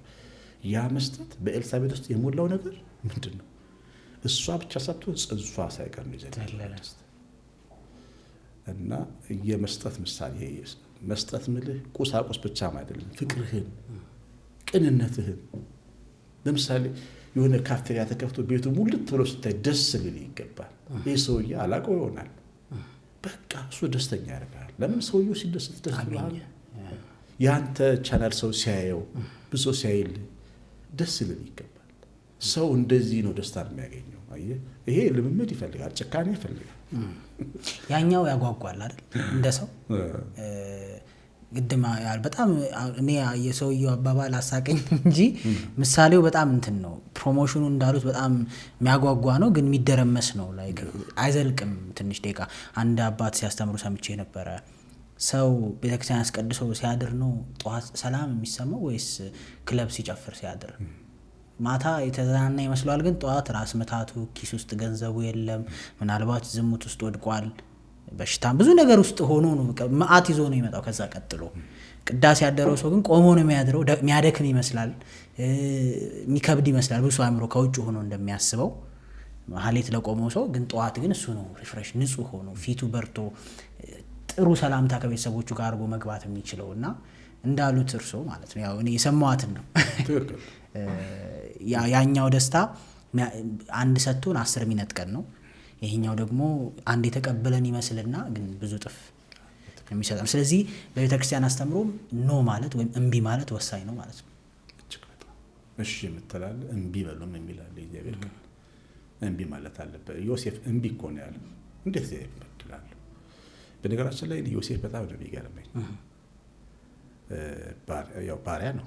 አሁን እሱ ባሪያ እንደሆነ ነው የሚያውቀው። የንጉሱ ሚስቱን ቢያባብላት ትሰጣለች ወርቅ፣ ኦፍ ኮርስ ብዙ ነገሮች አሉ። ኦፍ ኮርስ ግን በፍጹም እሱ አልታየው። የታየው እግዚአብሔር ነው። እምቢ በቃ። እና እግዚአብሔር ፕራይም ሚኒስትር ስለሚያደርገኝ አይደለም ያለው። ምንም አያውቅም ስለ ነገር። ያው ህልም አይቷል። ህልሙም ከንቱ ነው የመሰለው የደረሰበት ነገር። እና አንዳንድ ጊዜ በቃ እምቢ ብለህ ጨክነህ የምትተዋቸው ነገሮች የሚያመጡልህ ደግሞ በጣም ብዙ በረከቶች ናቸው። በተለይ ለእግዚአብሔር ስትል እምቢ ስትል በቃ ለምሳሌ አንድ አባወራ ተገዶ ዝሙት እንዲሰራ ሊገደድ ይችላል። ጸሐፊው ተወዶ ይሆናል። አብራ መሰራው ሴት ጭቅጭቅ ታደርግ ይሆናል። እምቢ ማለት አለበት። ማንም ሰው ባይኖርም ሰማይ ላይ ግን የሚመለከት አለ ብሎ ማሰብ ማለት ነው። እና ብዙ ገንዘብ እጅ ላይ ኖሮ አንዳንዴ ሱቅ ውስጥ እየሰራ አንዴ ትልቅ ሰው ሱቅ አምኖ ሰጥቶ ብዙ ገንዘብ እጅ ላይ አለ። የግል አካውንት ከፍተህ ብታስቀምጥ ቆንጠር እያደረግ ትችላለህ። ግን ሰው አትሆንም። እምቢ ብለህ ግን የምትታመን በጥቂቱ የታመነ በብዙ ይሾማል። አየህ። እና እምቢ የምንላቸው ነገሮች ብዙ ነገሮች ናቸው። በጣም ብዙ። በጣም ቴንኪው፣ እግዚአብሔር አክብርልኝ። እኔ በጣም ብዙ እየተማርኩ ነው። ሌላው ደግሞ ጥያቄ የሚሆንብኝ ይሄን ጥያቄ አንድ ጓደኛዬም ነው በጣም እርሶን በጣም የሚወደውትና እንድጠይቅልዎት ያለኝና እኔም ማሰበው ጥያቄ ነው። አብረን ብቻ እናወራዋለን ስንቀመጥ ምናምን የምንነጋገረው ነው። የሰው ልጅ የእግዚአብሔር አምሳል ነው አይደል? የንጉስ ልጆች ነን ተብሎ ይታሰባል። እንግዲህ ምናልባት ቀሲስ በንግግሬ ውስጥ ልክ ያልሆነ ቃል ከተጠቀምኩኝ ወይም ያን ሪፕሬዘንት ማድረግ በራሴ ሀሳብ ካልኩኝ ያርሙኛል፣ ለሌላውም ሰው እንትን እንዳይሆን። የንጉስ ልጆች ነን። ከዚህ በኩል ደግሞ ብዙ መጽሐፍ ቅዱስ ላይ ያሉ ጻድቅ ሰዎች ራሳቸውን ከትል በታች ዝቅ ሲያደርጉ ይታያል። ወይም ዝቅ ማድረግ ሀምብል መሆን የምንለው በቃ ወደ ታች ማድረግ ራስን። እግዚአብሔር ሰርጉም ላይ ያለ አላለም የሆነ ታሪክ አለ፣ ወደኋላ ተቀመጥ ቦታ ከሆነ ወደፊት ያደርጉሃል የሚለው ብቻ ራስን ዝቅ ማድረግ። በዚህ ደግሞ የንጉሶች ልጅ ነን። የሰው ልጅ ራሱን ዝቅ በማድረግ ውስጥም ንጉስ ልጅ በመሆን ውስጥም እንዴት ነው ሁለቱን አስታርቆ የሚሄደው? ምክንያቱም ስለ ራሱም ጥሩ ሊሰማው ይገባል። ቅድም እንዳሉኝ አባት አለን ቸር አይደለም ማይተወን አባት አለን። ከዛ በዛው ልክ ደግሞ ራሳችንም ደግሞ ሀምብል ማድረግ አለብን ወይም ዝቅ። እቺ መስመሯ አይቱ ጋር ነች ዳኝነቷ በሁለቱ መሀል። ምክንያቱም እግዚአብሔር ልጅ ነንም ብለን በኩራት ብቻ ትተነው መኖር አንችልም። ራሳችንንም ደግሞ ምንም እንዳሌለው ቅድም እንዳሉት እንደፈራ ሰውም ለመኖር ያስቸግራል ብዬ አስባለሁ። ሰው የቱ ጋር ነው ዳኝነቱ ያለው? በጣም ጥሩ። ያው የእግዚአብሔር ቃል እኛ ስንፈጠር ብሎ ፕሪንቱ አለ አይደል? እኛ የተፈጥሯችን በቃ ምንድነው ፕላኑ? የክርስቶስን መልክ መምሰል ነው። ክርስቶስ እኛ አድገን ስንጨርስ ክርስቶስን ነው የምንመስለው ማለት ነው። ያን እንድንመስል ነው እግዚአብሔር ሐሳብና ክርስቶስ በጣም ትሁት በልዕልና ደግሞ ከፍ ከፍ ያለ ነው። ሁለቱንም ነው። ትሁት ሲሆን በረት ውስጥ ነው የተኛው። ቀላል ነገር እንዳይመስል በረት በተኛ ማለት እና በገጠር ሄደ አዛባ የሚዛቅበት አይዶን የክፍለ ሀገር ልጅ ከሆን ካላቅም ግን በጣም ምሸት ጭድ የሞላበት ብዙ አይነት እንትኖች ያሉበት ትላትሎች ኖሩ ይችላሉ። እዛ ነው የተወለደው። ተጠርጎ እዛ ነው በቤታችን የተኛችውና እዛ መወለድን እዛ መክረምን ተቆጥረው ሲቆጠሩ ድረስ ቆይተው ከዛ ወደ ግብጽ ሀገር ሄዱት። ከዛው ከበረት ተነስተው ነው ወደ ግብጽ ሀገር ስደት የሄዱትና እዛ ውስጥ መተኛትም ምናልባት አንተ ሰው ለመጥቀም ከሆነ በዚህ ልክ መውረድ መቻል አለብህ። ሰው ለመጥቀም አሁን እሱ ጌታችን እኛን ፍለጋ ነው የመጣ። በዚህ ልክ ወርደህ መገኘት አለብህ። እያቸው እስቲ አሁን እዛ ትልቅ በዓለም ላይ ተጽዕኖ ፈጣሪ የሆኑ በጎ አድራጊ ሰዎችን እስቲ ያቸው ምን ያህል እንደሚወርዱ አፍሪካ ሀገር ሄደው ጦርነት ውስጥ ሄደው አፍጋኒስታን ሄደው ቁስል የሚያክሙ የቀይ መስቀል ሰዎችን እስቲ ያቸው በዛ ልክ ታች ወርደው ግን ቤት አላቸው እንደኛ ኑሮ አላቸው። ግን ታች ወርደ ሰው ለሰው ጥቅም ታችም ቢሆን መውረድ መቻል ማለት ነው። አንድ ያኔ እኔ እና አንተ መልክ መሆን ያለበት መውረድ ካለብን እንወርዳለን እና ማንሳት ካለበት ታች ታንሳል። ደግሞ እንደገና ደግሞ በልዕልና ደግሞ ጌታችን ስታዩ ሆሳና በአርያም ተብሎ ተዘምሮለታል። በአህያ ጨርቅ ተነጥፎለታል። ታቦር ተራራ ላይ ደግሞ ብርሃን ለብሶ ደግሞ ታይቷል። የሆነ ቀን ደግሞ ትከብራለህ። ክብርን ደግሞ መቀበል አለብህ። አይ የሆነ ቀን እግዚአብሔር ሲያከብርህም አንዳንድ ሰው ክብሩን ባይቀበላል አይገባኝም የምትለው በትህትና እንጂ እግዚአብሔር ሲሰጥ ግን መቀበል አለ። እመቤታችንን ያት ምን አይነት ሰላምታ ነው ብላለች እኮ መልአኩ ሲመጣ፣ ግን አልቀበልም አላለችው። እግዚአብሔር ሐሳብ ነው ሲሎ ሲያስረዳት እንደ ቃል ይደረግልኝ ማለት አለብህ። እግዚአብሔር ሐሳብ ክብርን በመጣልህ ክብርን ለምሳሌ አንተ ተኩለ ነጭ ለብሰህ ተዳርክ አይደል? ክብርን ነው አከበረ ማለት ነው። አይገባኝም ብለህ ግን አላገባም ትላለህ። በክብር ቀን ክብር ትለብሳለህ፣ በልዕልና ቀን በሹመት ቀን ትሾማለህ። ስትሾም ግን እታች መውረድም ደግሞ የምትችል ሰው ሆነ ነው ማደግ ያለብህ። እታች ብትወርድ ችግር የለብህ። አሁን ጌታችን ታቦር ተራራ ላይ ፊቱ ከበራ በኋላ ሆሳና ከተዘመረለት በኋላ እንደገና ሰዎች መቃብር ውስጥ ተገርፎ ተሰቅሎ ተገድሎ ተኝቷል። ለመሞት ለሰው ፍቅር ሲል ምን ማገደዱ እና እታችም ላይ መውረድ የሚችል ስብዕና ነው ያው የምትገነባው ክርስቲያን ስትሆን። እኛ ይሄ ነው መልካችን ነው እና ትሁትም ሆነ ዝም ብለህ እንደው ዝም አይገባ ምንድነው ዳንኤል ክብረት የሚለው አለና ከዜሮ በታች ትትና ማያስፈልግ ትትናው ከዜሮ በታች በቃ ልክ ያልሆነ ማለት ነው። እንደገና ደግሞ በጣም ደግሞ እየተጋነነ ደግሞ ራስ ወዳድና ደግሞ ግብዝም ሆነ ደግሞ የለብም። የዛን የትሁቱንና የኃያሉን የገናናውን የጌታችንን መልክ ነው እንድናሳይ እኛ የተጠራ ነው። ይሄውን ያለው ነገር ከጸሎትም ጋር ይገናኛል። ጸሎት ምንድን ነው? ራሱ ልመና ነው። ችግርን፣ ጉዳትን፣ መከዳትን፣ መዋሸትን፣ መታመምን፣ ብሶታችንን የምናወራበትስ ነው? ምስጋናው ነው? ምን ተብሎስ ነው የሚጸለየው? አሁን ካልኩት ጋር ስለሚገናኝ ነው። ራስንም ዝቅ አድርጎ ይጸለያል አይደለም? ደግሞ አንተ አባቴን አርገልኝም የሚል አለ። ፍላጎቱን የሚገልጽ አለ፣ ምስጋናውን የሚገልጽ አለ፣ ከደግሞ ችግሩንም የሚያወራ አለ። ችግሩን ማለት ሶስቱም ጸሎት ናቸው ወይስ እግዚአብሔር የሚወደው ጸሎት የቱ ነው? ትናንት ከልጆች ጋር የአብርሃምን ታሪክ ያነበብን ነበር ማታ ነው። አብርሃም ለሰዶም ሲጸልይ ማለት ነው ሲነጋገር ከእግዚአብሔር ጋር ሲነጋገር እንግዲህ አብርሃም ያው በብሉይ ኪዳን የነበረ ነው፣ በዛ በጠላው ዘመን ነው የነበረው እና በጣም ነው የሚገርመኝ አብርሃም በራስ መተማመን እግዚአብሔርን ማመን ማለት ነው። እና ግን 50 ሰዎች ብታገኝ ታጠፋቸዋለህ አንተ ጻድቅ ስትሆን እግዚአብሔርን መከረው ጻድቅ አይደለ የምድር ሁሉ ፈራጅ እንዴት ጻድቁን ከኃጢአተኛው ጋር ያጠፋል እንዴት ብሎ እግዚአብሔርን አብርሃም መከረው። ትክክል ነበር አብርሃም። ለምን እግዚአብሔርን ራሱን ጻድቅ አድርጎ ተገበዞ ሳይሆን ወዶት አምኖት የልቡ አድርጎት ነው የሚሆነው። የልብህ አድርገው ከተናገርክ የምትናገረው ነገር ሁሉ ትክክል ነው። ስህተት ራሱ ልክ ሊሆን ይችላል። ለምን እግዚአብሔር ያርማል። ከዛ አረመው የለም 45 ሰዎችም የለም 50 ጻድቅ የለም አሉ። ከዛ ንግግሩ እንደገና ደግሞ ወደ እንትን መለሰውና እኔ አፈር ስሆን አፈር የሆንኩ ሰው ሆኜ ሳል አንዴ እንድናገር ፍቀድልኝ ደግሞ አለ። እንደገና መለስ ብሎ ማለት ምክሩን ተወና ራሱን ወደ ማየት ተመለሰ። ሁለቱ ነገር አብርሃም ጸሎት ውስጥ አለ። አፈር ነኝም ብሎ ይጸልያል፣ እግዚአብሔርን ደግሞ ሊመክረው ሞክሯል።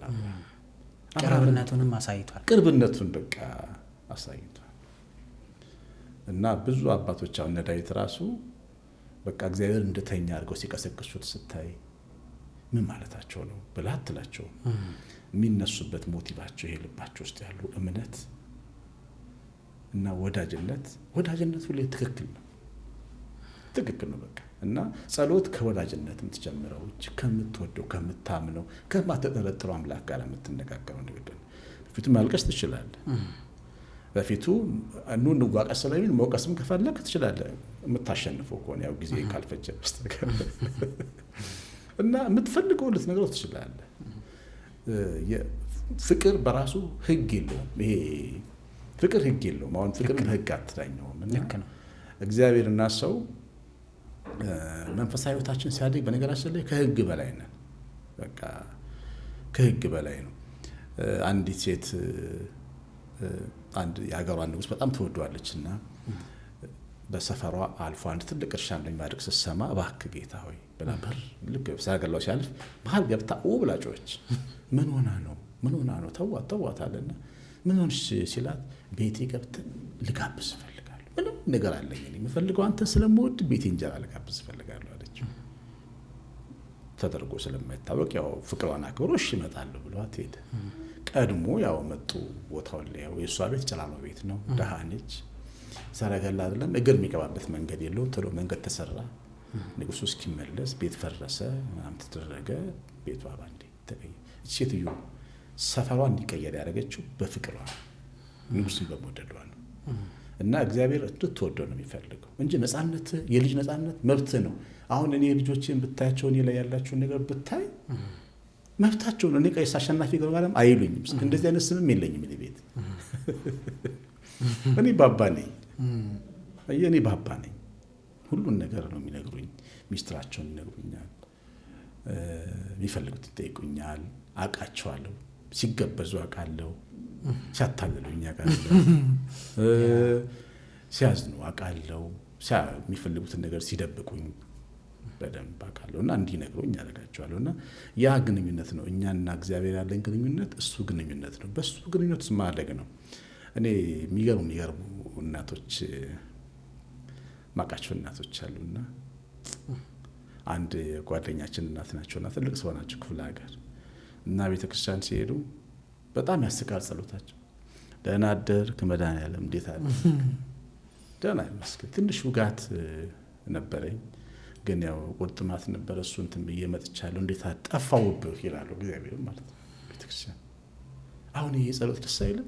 እንኳን ለእግዚአብሔር ለሰው ራሱ በቃ ንጹህ ነው የልባቸውን ነው።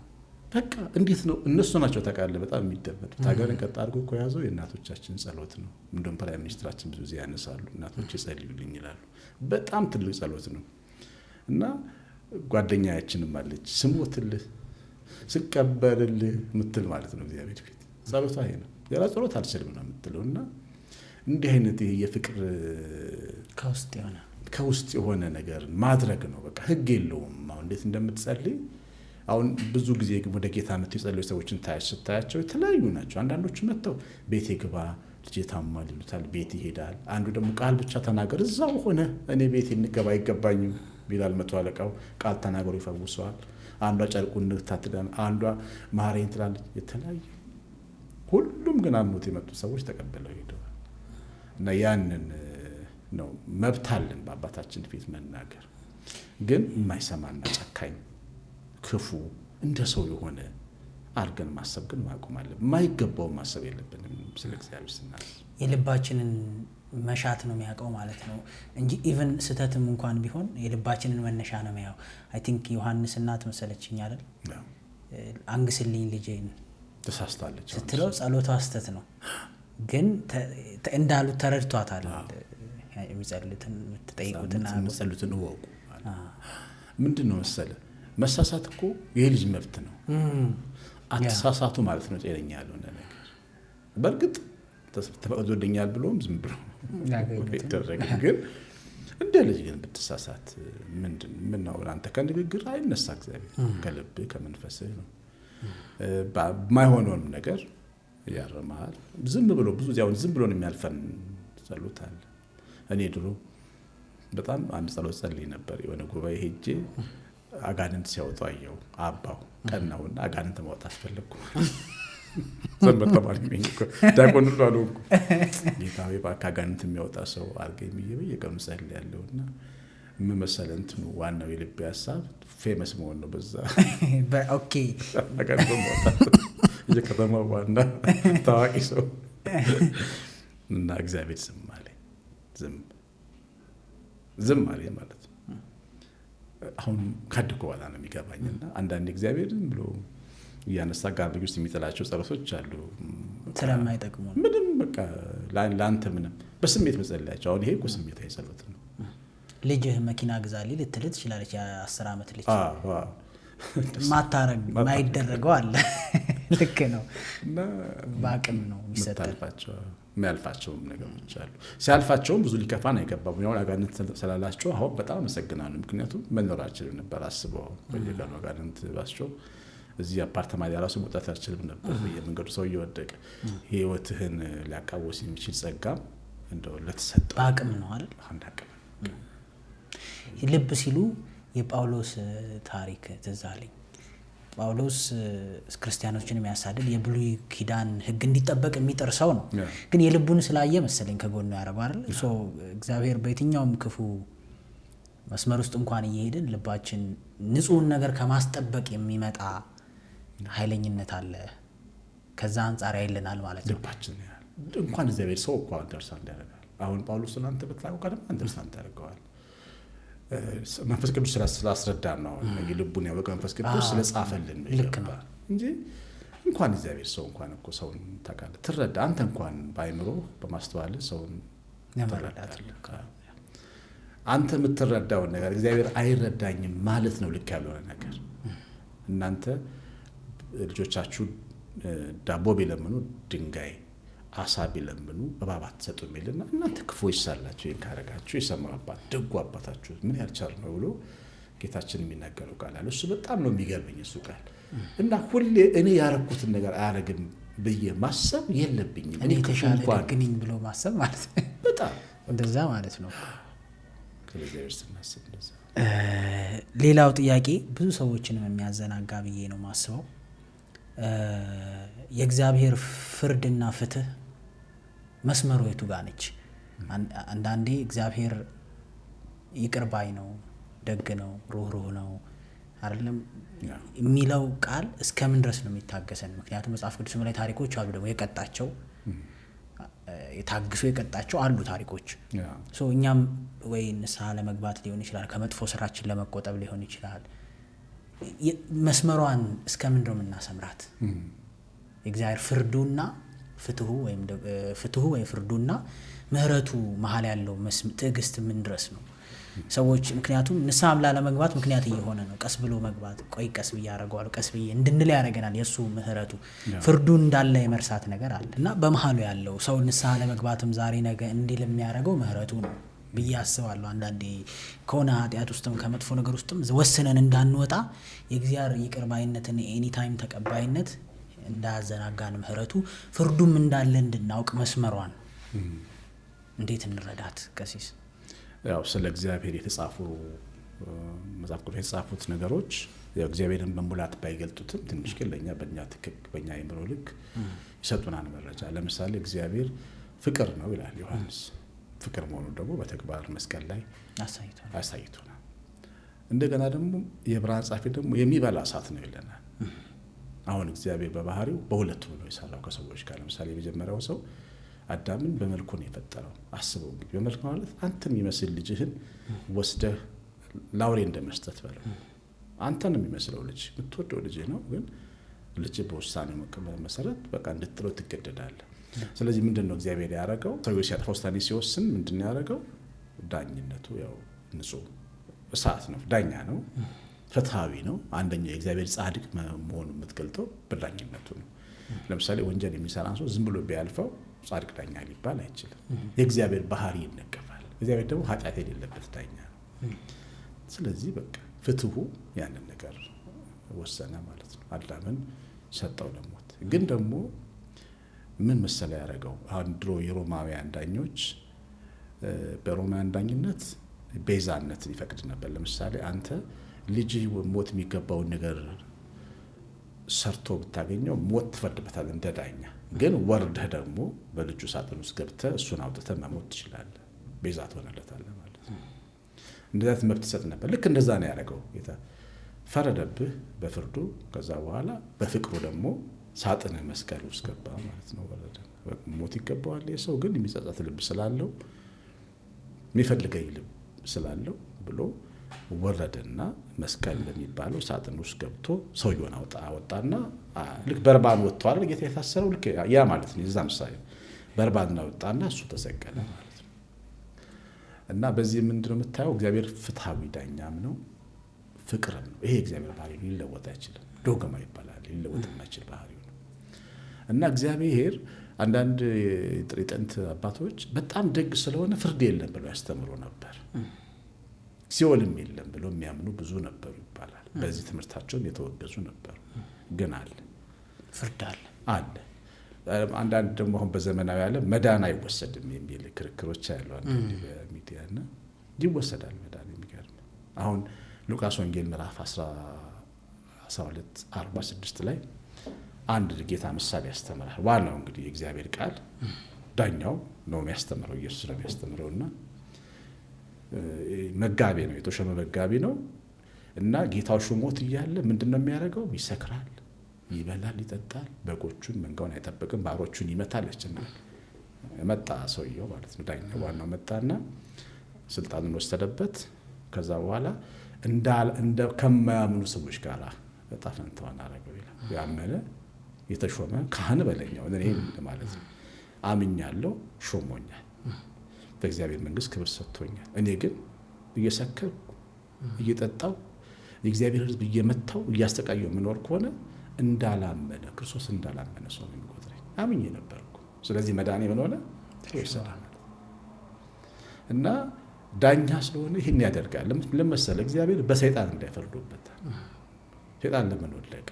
እልከኛ ስለሆነ ነው። እና በሰይጣን ላይ የፈረደው ዳኛ ለሰው የተለየ ነገር ሊያደርግ አይችልም። ግን ሰው ልቡ መለስ ስላለ ሰውን በመወከል መስቀል ላይ ቤዛ ሆኖ ሞቷል። ያንን ለሰይጣን የሚያደርግለት ነበር። ሰይጣን ልቡ ስላልተመለሰ ነው። ሰይጣን ይካስ ነበር። ሰይጣን ግን ይገርማል፣ ልቡ አልተመለሰም። መጽሐፍ ቅዱስ ላይ 1000 ዓመት ይታሰራል ይላል ዮሐንስ ራእይ ላይ 1000 ዓመት። 1000 ዓመት ለምን ይታሰራል ብሎ ሲተረጉሙት አባቶች የንስሐ ጊዜ ይሰጠዋል፣ የመጨረሻ ፍርድ ከመፈረዱ ምናልባት ይመለስ ልብ ካለው፣ ግን አይመለስም። የበለጠ በቁጣ ነው የሚወጣው ይላል። እና በዚህ እግዚአብሔር ልትወቅሰው አትችልም። አየህ፣ በዳኝነቱ ጻድቅ፣ ከፈለግከው ደግሞ በረት ድረስ የሚወርድ መቃብር ድረስ የሚወድ ደግሞ ወዳጅ መሆኑን አሳይቷል። ስለዚህ ይሄንን ሚዛናዊነት ነው ያው በእግዚአብሔር ባህሪ ውስጥ የምንመለከት። እግዚአብሔር ይቅር አይብለኝም ብሎ ማሰብ ኃጢአት ነው። ይቅር አይለኝም ብሎ ማሰብ ኃጢአት ነው። በደንብ ኃጢአት ነው። አንዳንድ ሰው ከትህትናም ሊሆን ይችላል እኔማ ይሄ ሁሉ አድርጌ ይቅር አይለኝም ብሎ የሚያምን ሰው አለ። የእግዚአብሔርን አሰራር ውስጥ መግባት ነው አይደል? እግዚአብሔር ላይ ወክሎ መናገር አይችልም። አሁን ራሱን ወክሎ እኔ ይሄን ያህል ነገር አድርጌያለሁ ማለት ትችላለህ። ካህንም መናዘዝ ይችላል። ራሱን አሳምኖ ለኃጢአተኝነቱ እውቅና ሰጥቶ ኃጢአት ሰርቻለሁ ማለት መብቱ ነው። እግዚአብሔር ጉዳይ ላይ ግን መግባት አይለኝም ማለት ግን አይችልም። ሰው የሚችለው በድያለሁ ማለት ነው። የኛ ድርሻ እሱ ነው። እግዚአብሔር ደግሞ የራሱን ደግሞ ነግሮናል። መጽሐፋችን ላይ ዳዊት መዝሙር 135 ላይ እግዚአብሔርን አመስግኑ ቸር ነውና ብሎ ምህረቱ ለዘላለም ነው።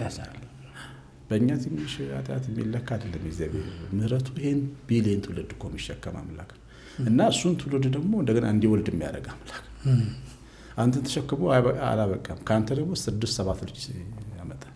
6ቱን ለመሸከም የተዘጋጀ ምህረት አለው እግዚአብሔር እና የእግዚአብሔር ምህረት እኛ ከምናስበው በላይ ቅድም መነሻ የሆነ መሀል ያነሳ ነው አለ ሰይጣን አንዳንድ አእምሯችን ውስጥ የሚያስገባቸው አስተሳሰቦች አሉ እና እነዚህን አስተሳሰቦች ማረም ያስፈልጋል። እግዚአብሔር መሐሪ ነው።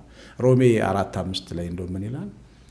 ኃጢአተኛውን እንደሚያጸድቅ የሚያምን ሰው እምነቱ ጽድቅ ሆኖ ይቆጠርለታል እና እስከ ህቅታ ድረስ እድል አለ እግዚአብሔር አንተን ሊምርህ።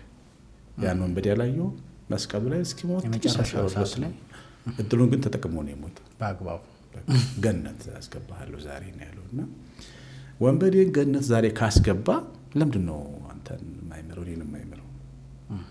እና እግዚአብሔርንም በእግዚአብሔርነቱ ልክ ማመን ያስፈልጋል። በሰው ጭንቅላት ውስጥ ለመመዘን አለመሞከር ማለት ነው። ሰው የፈጠረው አምላክ አይደለም የኛ አምላክና እግዚአብሔር መሆኑን በደንብ ከነ ምሕረቱ ከነ ልዕልናው ልናምነው ይገባል። ቀሲስ የመጨረሻ ጥያቄ እንደ አዲስ ባለትዳርነቴ ምን ይመክሩኛል? 1-2 ሀሳብ እንደ ዊዝደም ነገር እርሶ ከ20 ዓመት ከክህነቱም ከትዳሩ ኤክስፒሪየንስም። እሺ እንኳን ደህና መጣ ወደ ተቀደሰው ኑሮ እና ፍቅርን እየሰጠው እንደምትኖርበት ኑሮ። ያው የምንኖረው በመስጠት መሆኑን ማወቅ መቀበል መጠበቅ ምናምን ልክ አይደለም። ሚስት አረገች አላረገች ያንተ ጉዳይ አይደለም። እሱን ከተከታተልክ ትጣላለህ። የራስን ብቻ ማድረግ ዝም ብለህ ማድረግ ዝም ብሎ እንደማረህ እግዚአብሔር ጌታን እያየ መኖር ነው። ቤት ውስጥ ሁሌ እንደማረህ እንደወደደ አንተ ሚስትን ወደድ። ደግሞ ፍቅር ሕያው ዘር ነው፣ ሁሌ ብዙ ያፈራል። አንተ ዝም ብለህ ስትወድ የምትዘራው ዘር ቤትህ በጣም ነው ውብ የሚያደርግልህ እንጂ ክፉ ዘር አታጭድ። ሰው ያዘራውን ያንኑ ስለሚያጭድ ሕግ ስለማይለወጥ። ሁለተኛ አይምሮ ውስጥ ያለችዋንም ደግሞ ልጅ መፍታት ስናድግ ያገባናት ያችን ቆንጆዋን ፐርፌክቷን ልጅ እሷ ምድር ላይ ስለሌለች እሷ ዳኛ እንዳትሆን በጣም ጥሩ ነው። አይ ሚስትን ስታትን ያሰብኳት ልጅ አይደለች እንዳትል አይ የሰው ፍላጎት እንዳይሆን በቃ የሌለች ነው እኛ የምናገባት የምናድገው ፐርፌክት ጎደሏን አናየው የሌለባት ነው የምናገባው። እሷ ግን የለችም። እሷን መፍታት እናት አባትን ቤተሰብን እንደ ትዳር ማየት ማቆም በጣም ወሳኝ ነው። እንደገና ደግሞ ሚስትህ ግማሽ መሆኗን ማመን። ምክንያቱም አንተ እግዚአብሔር ሚስት አድርጎ የሰጠ እንድትሞላት አንተ እሷ የሌላትን ነገር አንተ እንድትሞላላት እንደሰጠህ ማሰብ። የኛ ሂሳብ 1 ሲደመር 1 ነን። ግማሽ ሲደመር ግማሽ ይሆናል 1 ሙሉ ሰው ማለት ነው ትዳር ማለት። እና ግማሽ ከሆነ ግማሹ ነገራችን የለም ማለት ነው። ወይ ትዕግስት የለህም፣ ወይ መስጠት የለህም፣ ወይ የሆነ ነገር የለህም ማለት ወይ እሷ የላትም ሚስትህ፣ ወይ እኔ ሚስት የላትም። ስለዚህ ያንን መሸፈን እና እሷ ላይ እንደጎደለ የሚታይ ነገር አንተ ጋር ስላለ ነው። መናደድ የለብህ። በቃ ያጎደለው ነገር አንተ ስላለ ነው እንጂ ጎደሎ ነገር አንተ ጋር ቢኖር የሷም ጉለት አይመስልም፣ ምንም አይመስልም። እና እሱን ነገር መቀበል ብዙ ጊዜ ባልና ሚስቶች እሱን የሚከብዳቸው። እኔ የምጠብቃት አይነት ልጅ አይደለችም ሳየው የሚባባሉት ያኔ ነው። መኖር ሲጀመሩ ጉለታቸውን መሸከም ያቀታቸው። ቅድም አንስቼዋለሁ። ሚስትህን እንደ ልጅ ታሳድጋታለህ አዝለህ፣ እንደ ሚስት ደግሞ ታቅፋታለህ። ሚስት ብቻ ናት ብለህ ካሰብክ ግን ገደል ትገባለህ። ልጅም ናት። እንደ ልጅ አንዳንዴ በትንሽ ነገር ታጽናናታል በትንሽ ነገር እና እንደ ህፃን የሚያደርገን እኛ ኑሯችን ውስጥ አንዳንድ ቀን ሁሌም ባይሆንና እሱም በደንብ ማወቅ ቤታችሁ ውስጥ የምታዩት ነገር በጣም የተለያየ ነው። ለምሳሌ አንተ ሁሌ ጠዋት ተነስተ ሚዲያን የሆነ 1 ሚሊዮን ሰብስክሪፕሽን ባደርሰው እንዲህ ባደርግ እንዲህ ትልቅ ነገር የሆነ ነገር ሁሉ አድርገህ ነው የምታየው ማለት የወንዶች አይን እንደዚህ ነው። ሴቷ ደግሞ ሶፋ እዚህ ጋር ብናደርገው ኪችኑን ጥሩ ኦቨን ብንገዛ ቅርቧን ታያለች። እግዚአብሔር ሲሰራ እንደዚህ ነው። ቅርቡን እንዳንን ማየትም ስለማንችል በሚስቶቻችን እንድናይ ሩቅን ደግሞ በባሎቻችን ያ ማለት ሩቅ የማያዩ ናቸው ማለት ደግሞ አይደለም። ይገባኛል። እንቅፋቷን የሚከላከሉን እነሱ ናቸው። እኛ እዛ ስናይ ከስር እንቅፋት። አሁን ለምሳሌ ምስር ኪሎ ስንት እንደሆነ ታውቃለህ? እኔ አላውቅም። አስቤዛ በነገራችን ላይ የሚገዛው ግን ዋጋ አላውቅም። በትክክል መገመት አልችልም። ገዝቼ አውቃለሁ ግን አላውቅም። ሴቶቹ ግን ያውቁታል። የትኛው ምስር ቶሎ እንደሚበስል ታውቃለህ? አላውቅም። ግን ይህን ማወቅ ግድ በህይወት ውስጥ ያስፈልጋል። ስለዚህ የምታውቅ ሚስት ሰጥታለች ማለት እና የሆነ እንደኔ ሚስት እንደኔ ካላየ ማለት የለባትም። አንተ ደግሞ እንደኔ ካላየች ማለት የለብህ እና እሷ ብዙ የቅርቡን ነገር እናርግ። ገንዘብ ስታገኙ ለምሳሌ ይህን እናርግ ስትል አንተ እንዲህ ስትል መስማማት አለባችሁ። እይታችሁ ስለሚለያይ እንጂ ሁሌ አንቺ በቃ አንተን አታይም ብለህ እንዳትነቅፋት። እሷ እንደ ሴት ነው የምታየው፣ አንተ እንደወንድ ነው። እሱን ነገር በደንብ ማየት፣ ይቅርታ አድርጊልኝ ማለትን መልመድ። ራቆት በሚስት ፊት የቆምክ ሰውዬ ኢጎን ማሸነፍ እንዳይከብድ። ሚስት የሆነ ነገር ሲፈጠር ወዲያውኑ እንዳጠፋ ከተሰማ ይቅርታ የኔ ቆንጆ ሚስት ማለት አለብህ። በኩርፊያችሁ ፀሐይ አይወጣም የሚለው ለዛ ነው አይደል? ፀሐይ አይግባ፣ ፀሐይ አይግባ። ለምን ጠላት ቅድም እንዳው ተኝተህ ካደርክ ጠላት ይዘራበታል ሌላ ነገር። ሰው ልጅ ልብ ውስጥ ሀሳብ ያገባል። ይቅርታ ግን ገደልኩ ማለት ነው፣ አለቀ። እኔ 20 ዓመት ስኖር የሚገርም የሆነ ነገር ሲፈጠር ወዲያው ነው ጥፋቴ መሆኑን ስትነግረኝ በደንብ አስብና ወዲያው እዛችሁ ነው ይቅርታ እላለሁ። እሷም ትለኛለች። ስለዚህ ተጣልተን አናውቅም። ማመን ነው የሚያቅት። ተጣልተን አናውቅም እና ውሸት ነው የሚመስለው ሰው ምናስመስል ይመስላል። እና አንዳንዴ ፋሲክ አደራ የትዳር ነክ ጉዳይ እኔ እናንተ እንዳይጠሩን ትለኛለች። ምክንያቱም ምንዋሽ ነው የሚመስላችሁ። ተጣልተን አናውቅም። ለምን እንደዛ የሚሆነው? ቅድም እንዳልኩ ቀላል ነገሮችን ነው ቶሎ ነው ይፈታው። እና ደግሞ እኔ አንብቤ ነው ያገባው። በብዙ አንብቤ ያለው ስለ ትዳር፣ ስለ ባልነት፣ ስለምን እና ያጠቅሞናል። በቃ ለባችን እውቀት ቀላል ያደርገዋል ህይወትና በደንብ እና ያ ነገር በጣም አስፈላጊ እና ብዙ ጊዜ የዋ መሆን የሚስትን ጠንካራ ጎኖቿን መከታተል መልመድ በጣም ብዙ ነው። ነው አልቅም። ይገርማል። ደካማ ጎኖቿ በጣም ጥቂት ናቸው። እሱ ላይ አለማተኮር፣ እሱን በቃ ያኛው ላይ ማተኮር ማለት ነው። እንዳልኩ ቅድም ቤት ውስጥ የምትዋደዱበት የምትመሰጋገኑበት ምክንያቶች መፍጠር፣ የራሳችሁ ነገር በቃ ቤታችሁ ውስጥ ልዩ ነገር። አንድ ነገር ልንገርና አላውቅም። እኔ ሳገባ የክፍለ ሀገር ወልቂጤ ልጅ ነኝ። እኛ ቤት ድፎ ዳቦ ገና ሲሆን ድፎ ዳቦ ምናምን ደፋል ማዘር፣ ዶሮ ይሰራል እና የምትሰራው ዶሮ ራሱ በኦቨን አይደለም ኪችን ውስጥ ነው። ለምን አይጣፍጥም ብላ ነው የምታምነው ይኔና ማለት ነው። ጠላ ይደረጋል። በቃ ይሄ ባህላዊ ነገር ነው። ከተማ ነው ወልቂጤ፣ ግን ከባህላዊ ነገር በጣም ይበዛዋል የኔ ቤት። እዚህ ስመጣ ደግሞ ሚስቴ ደግሞ ከሚስቴ ጋር እናሳከብር ፓንኬክ ጣፋጭ ምናምን ጠረጴዛው ሞልቶ ጠዋት ስነሳ አየው ማለት ነው። ያው ዶሮ ምናምንም አለ፣ ግን ይሄኛውን አየውና አይናይቸው አላውቅም። በልቼው ራሱ አላውቅም። እና ይሄንን ለገለገ ቶሎ መቀበል እንዳለብኝ ተሰማኝ። ተቀመጥኩ፣ ቀመስኩ፣ ምናምን በላው ምናምን። ከዛ ምን ማድረግ ጀመርኩ? ያው እንዲህ ነው አይደለም። ስሜትን አላወራ። ስሜት ማውራት በጣም አደገኛ ነገር ነው። የሚሰማን ሁሉ መጥፎ የሚሆን አታውራ፣ ልብ ውስጥ ጨርሰ። ደግሞ ለምን እኛ የራሳችን ከለር አንፈጥርም? በቃ የእናታችን የኔ እናት እሱ ነበር፣ የእሷም የራሳችን ፈጠር ማለት ነው። ቤት ውስጥ እኛ ብቻ የምንታወቅበት።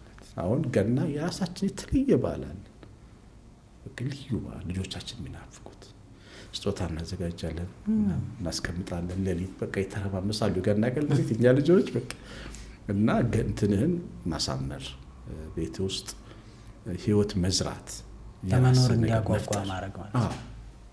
እሱ በጣም ለህይወት በጣም አስፈላጊ ነገር ነው። አብራችሁ ጸሎት መጸለይ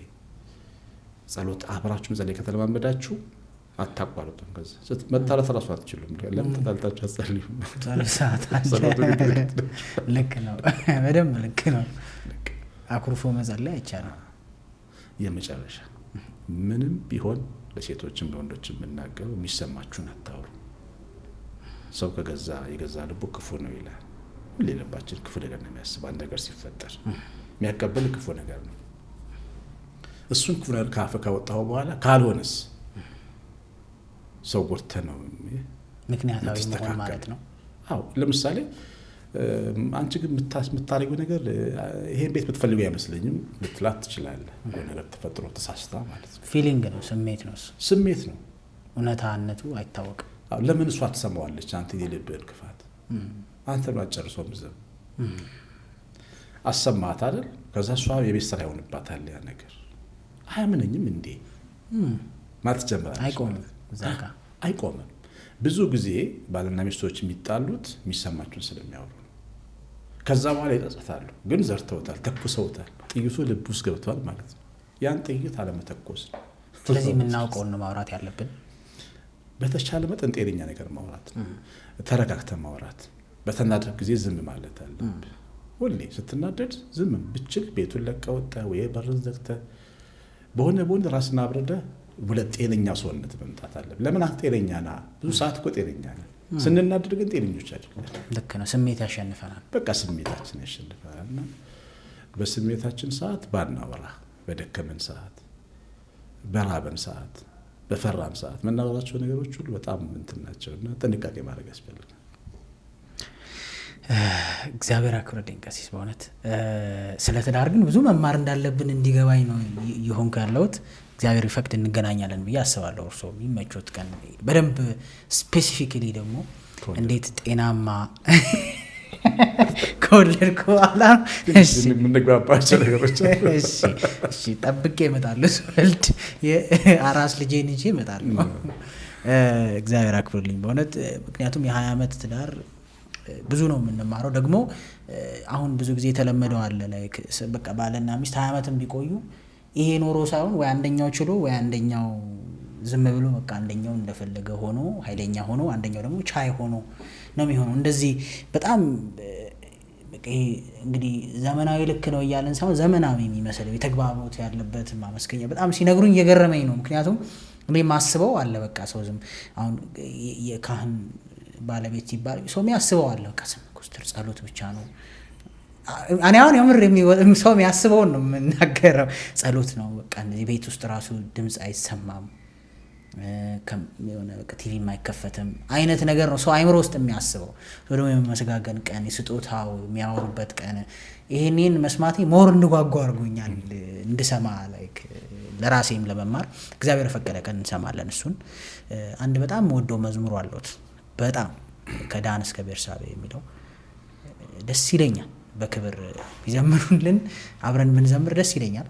ጋዶት ከሆነ በደስታ ከዳን እስከ ቤርሳቤ ዛሬ ሞልቷል ምስጋና። ተነሳ ልቤ ዘምር ለጌታ ለእግዚአብሔር።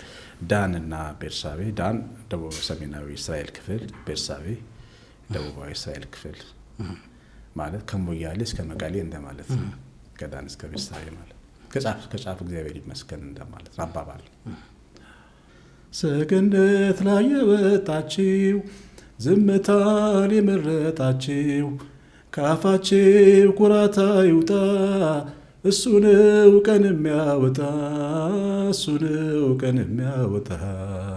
ከዳን እስከ ቤርሳቤህ ዛሬ ሞልቷል ምስጋናህ። ተነሳ ልቤ ዘምር ለጌታ ለእግዚአብሔር፣ ለጌታ ለእግዚአብሔር፣ ለጌታ ለእግዚአብሔር። እግዚአብሔር በጣም ኢሞሽናል ነው የሚያደርገኝ። ሰርግ ላይ ጠርተኝ ብዘምር ደስ ይለኝ ነበር። በጣም ደስ ይለኝ ነበር። ከሀገር ውጭ ነበሩ የዛን ጊዜ ግብፅ ሀገር ነበር። ከሀገር ውጭ ለስራ እንደሄዱ ሰምቻለሁ። በጣም ነው ደስ የሚለኝ፣ ኩራትም ነው የሚሰማኝ ነበር። እንግዲህ ለክርስትና ይጠራታሉ። ስትወልድ ነው ማገኛ አላሉኝም። ቀሲስ እግዚአብሔር አክብርልኝ በእውነት በድጋሚ ስለመጡ እንደርሱ አይነት አባት ያብዛልን። ዓለሙንም መንፈሳዊውን በደንብ የተረዳ ከሁለቱም ሳይድ በደንብ እኛን በሚገባን ቋንቋ ሊነግረን የሚችል ወጣት ሊረዳው የሚችል ሁኔታም ሊያስተምረን የሚችል ካህን መኖሩ ለእኔ እድለኝነት ነው ብዬ ነው ማስበው። ክፍተቱን ያጠብልን ከእውቀት ክፍተት የተነሳ እንዳንራራቅ በእኛም ልክ ደግሞ በደንብ አስተካክሎ መስጠት የሚችል ስለምሰማ ነው ቪዲዮዎቹን ዩቲዩብ ላይ ያሉት ስብከቶችን ምናምን። እግዚአብሔር አክብርልኝ ነው የምለው።